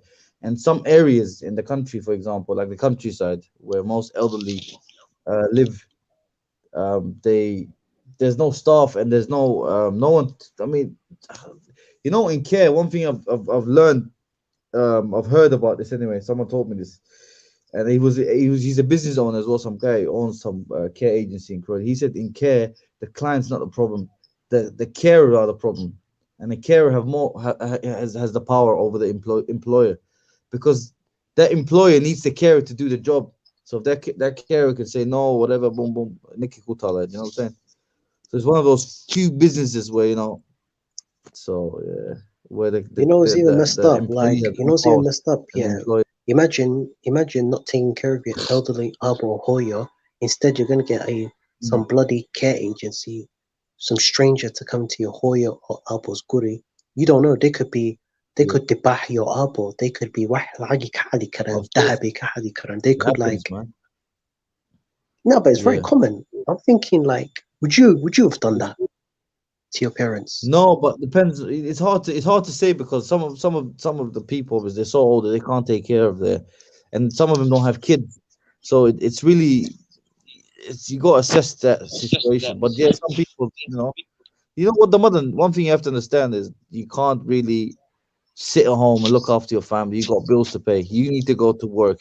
So even if you want to take care of them, while you're taking care of them, it's good to have someone to be there, a carer to look after your parent. Do you know what I'm saying? So even if you're involved, it's better. But some of them don't have kids. Most of them don't have kids, man. That's why they get slapped left, right, and center. No kids. They had a dog in their lives instead of a child. And let's see what the dog does now for them. Yo, what do you think of that? What do you think of that? We always talk about this on the platform and that, yeah, on this stream. Like millennials are not even having kids. Are not even getting married. Yeah, people are not having kids anymore. Yeah. Because you have to understand. Some guy said to me, marriage is outdated. He said, Wallah, he said, he said, marriage is so outdated, he said, because now it's it's partnership, girlfriend, boyfriend. Why do you need to get married and just risk your shit being taken when you do divorce eventually? No, but it's true, it's true. Like, what's even more fucked up here? From what I've seen in my 10, 15 years, I've seen a lot of fucked up shit in 10, 15 years. I always say this a lot on this stream. If you watch these old school TV shows like Maury, Ricky Lake Show, Jerry Springer, all these TV shows, imagine you got, what's even messed up? Even Halkini Kadata, there was a Jewish guy, right? Yeah. This was, I see it right on the Daily Mail. He raised these two boys, for 18 years. And this woman who he was married to, he finds out later on these two boys were not even his. His wife committed paternity fraud. Yeah. Can you believe Wilkos, remember Steve Wilkos? Yeah, Steve Wilkos used to be. I see enough of those. Yeah. No, but I don't understand. I don't understand, right? Yeah, 99% of people who come on Maury and Steve Wilkos are middle people. What's even messed up here? Even in Africa, it happens. One time I googled up here Africa, and which country in Africa has got the highest rate of paternity fraud? It kept popping up as Nigeria. Then I popped up which country outside the Western Hemisphere got the highest rate of paternity fraud. Then I mentioned Jamaica. Then I thought to myself, even in America, now I understand right now why people are not married anymore, because of these Jezebels and all of that, man. This filth and this zina. Because zina has become so addy right here. People don't even care anymore. Like it's shocking. Yeah. Come on, man. Well, I'll tell you right now, I think man. paternity fraud is probably worse than murder. Because imagine you spend and you spend 18 years of your life raising those kids, and you find out they're not even yours. How would you have reacted? But then that's the individual's fault, because some, it's I don't know, man. It happens a lot, man, nowadays. So it's just, I would have reacted. I would have just said, "I'm a damn fool, man. I should have known from before." What can you really do at that point? You spent 20 years. You probably bonded with the kids. What can you really do? Tell me. You know what I'm saying? Take a DNA test. Take a DNA test. From the beginning. Don't wait 20 years to do it. You know? Don't wait 20 fucking years to take a test. You know, if there's anything suspicious about it, dude. Hello? Hello? Yeah, but you Hello? wouldn't know, bro, man. You wouldn't know. Yeah, I know. But after 20 years, what can you really do? Tell me. It's done. You're done. You know, what you can do, just walk away then? I mean, it's not going to be that easy, man. You invested 20 years of your life with those kids. Those kids probably see you as their dad. You know, it's a two-way relationship, you know. They probably feel deceived as well that you don't know my dad, but what the fuck can you do, man? You just gotta be careful who you marry and shit. But let's not go off subject on that. But this Abanga told you that I have to agree with him, but he's pretty much telling the truth. There's no incentives again, man. Even though I was the speaker's corner, there's just these two Somali guys, they were shocked the way I was telling them that no interest in any of that. Then one of them says that his wife, one of them is successful, the other one is divorced because I can't hear you, bro. Your volume is a bit. Basically, I've met these two Somali brothers in Speaker's Corner. The other one told me his wife cheated on him and he's divorced. The other one, who's not married because he's very successful but spent too much time on his career. Yeah. I mean, I don't know, man. I mean, everyone has their own choice if they want to get married or whatever. It's an individual choice, really. You know, no one can marry for you. You can't marry for anybody. So. Oh, and she even married Mahmoud Jido or Maya. Yeah, I've been married more than 10 years, almost 10 years, man. So it's just one of them ones, isn't it? It's but most of the time you have to think of the kids, man. Yeah, when you have kids, man, it's different, man. Trust me, it's not that easy to walk away. So just tell them, just tell them. Life just tell them, planet, man. Huh? Just tell them, hold on, I'm going to the shop. Instead of saying, I'm going to the shop to go get a pack of cigarettes. Hold on, I'm going to the shop to go get a pack of God. And you come back 18 years. Then you come back 18 years later. I used to think like that, yeah. I used to think like that before having, married and kids and shit. Yeah. I'm gonna get you some milk. Don't worry, I'll get you some sweets as well. Yeah, and I come back 18 years with the same sweet. You know, you're funny. You're funny. Middle people are the biggest funny people. This Yardi chick here. Yeah. She confronted her dad. Yeah. She told him, "Why did you walk out?" He couldn't give an explanation. She threw in the car. Why did you walk out for 18 years? Yeah. But he couldn't give her an explanation.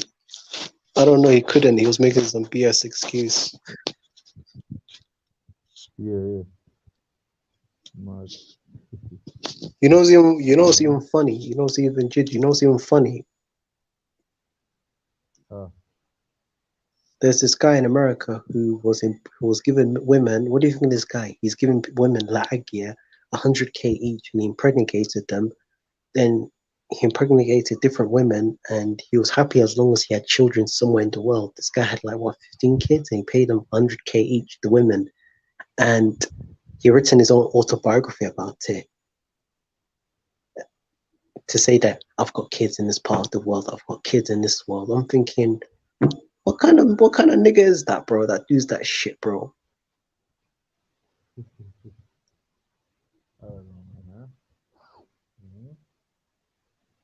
Crazy, innit? Dumb, man. The world of the universe is fucked up. Finding all kinds of people. Hello. Yeah, hello. Hello, man. Yo, your mic is too low, man. Can you hear me now? Hello. Yo. Hello. ما مغلصة.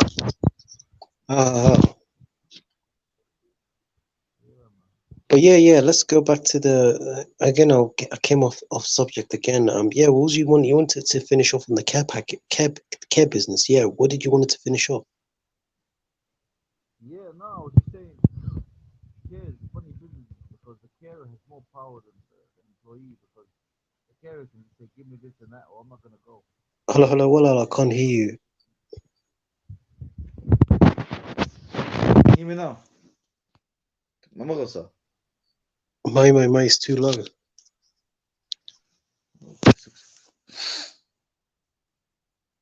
Now? Yeah. A bit better.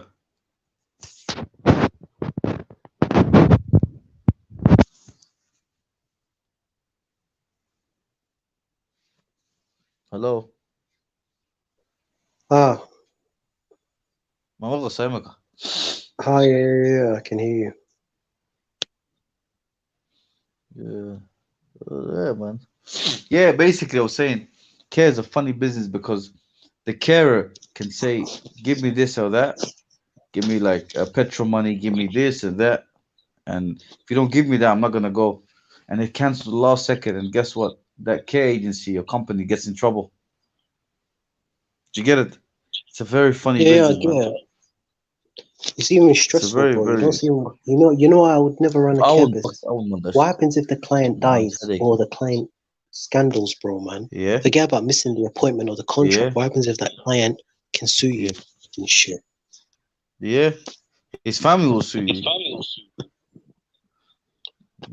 Yo, have you heard about what happened? You know what happened to some Hindi kid, right? Some disabled kid. This guy, I don't know what he's suffering from. He has some sort of disability. This Indian kid. Guess what? He had his own flat here, and his kid was in his hat, in his he soiled himself for weeks, and before Cardi and that, he was in his flat. And his carers never came to help him, nothing. And there was another case of this village. Yeah. Fish and chips, and died.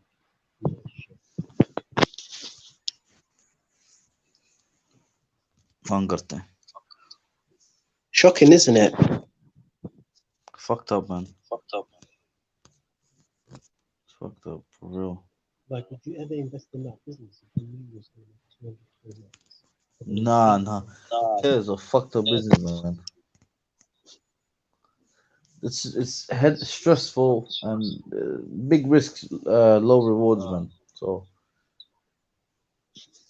You know what? Yeah, you know what I invest in. What do you think of drainage business? What do you think of that business? Drainage. Drainage, yeah. I mean, plumbers, like basically plumbers who come to your back garden if something is fucked, or your toilet or whatever. They unblock drainage and shit. They unblock it. Like, I was looking at this business franchise. Yeah, it costs like what 80 grand and 80 grand including VAT. You can make up to 1 million in turnover, probably like 300, 400K in maybe profits. Interesting, man. That's an interesting business, man.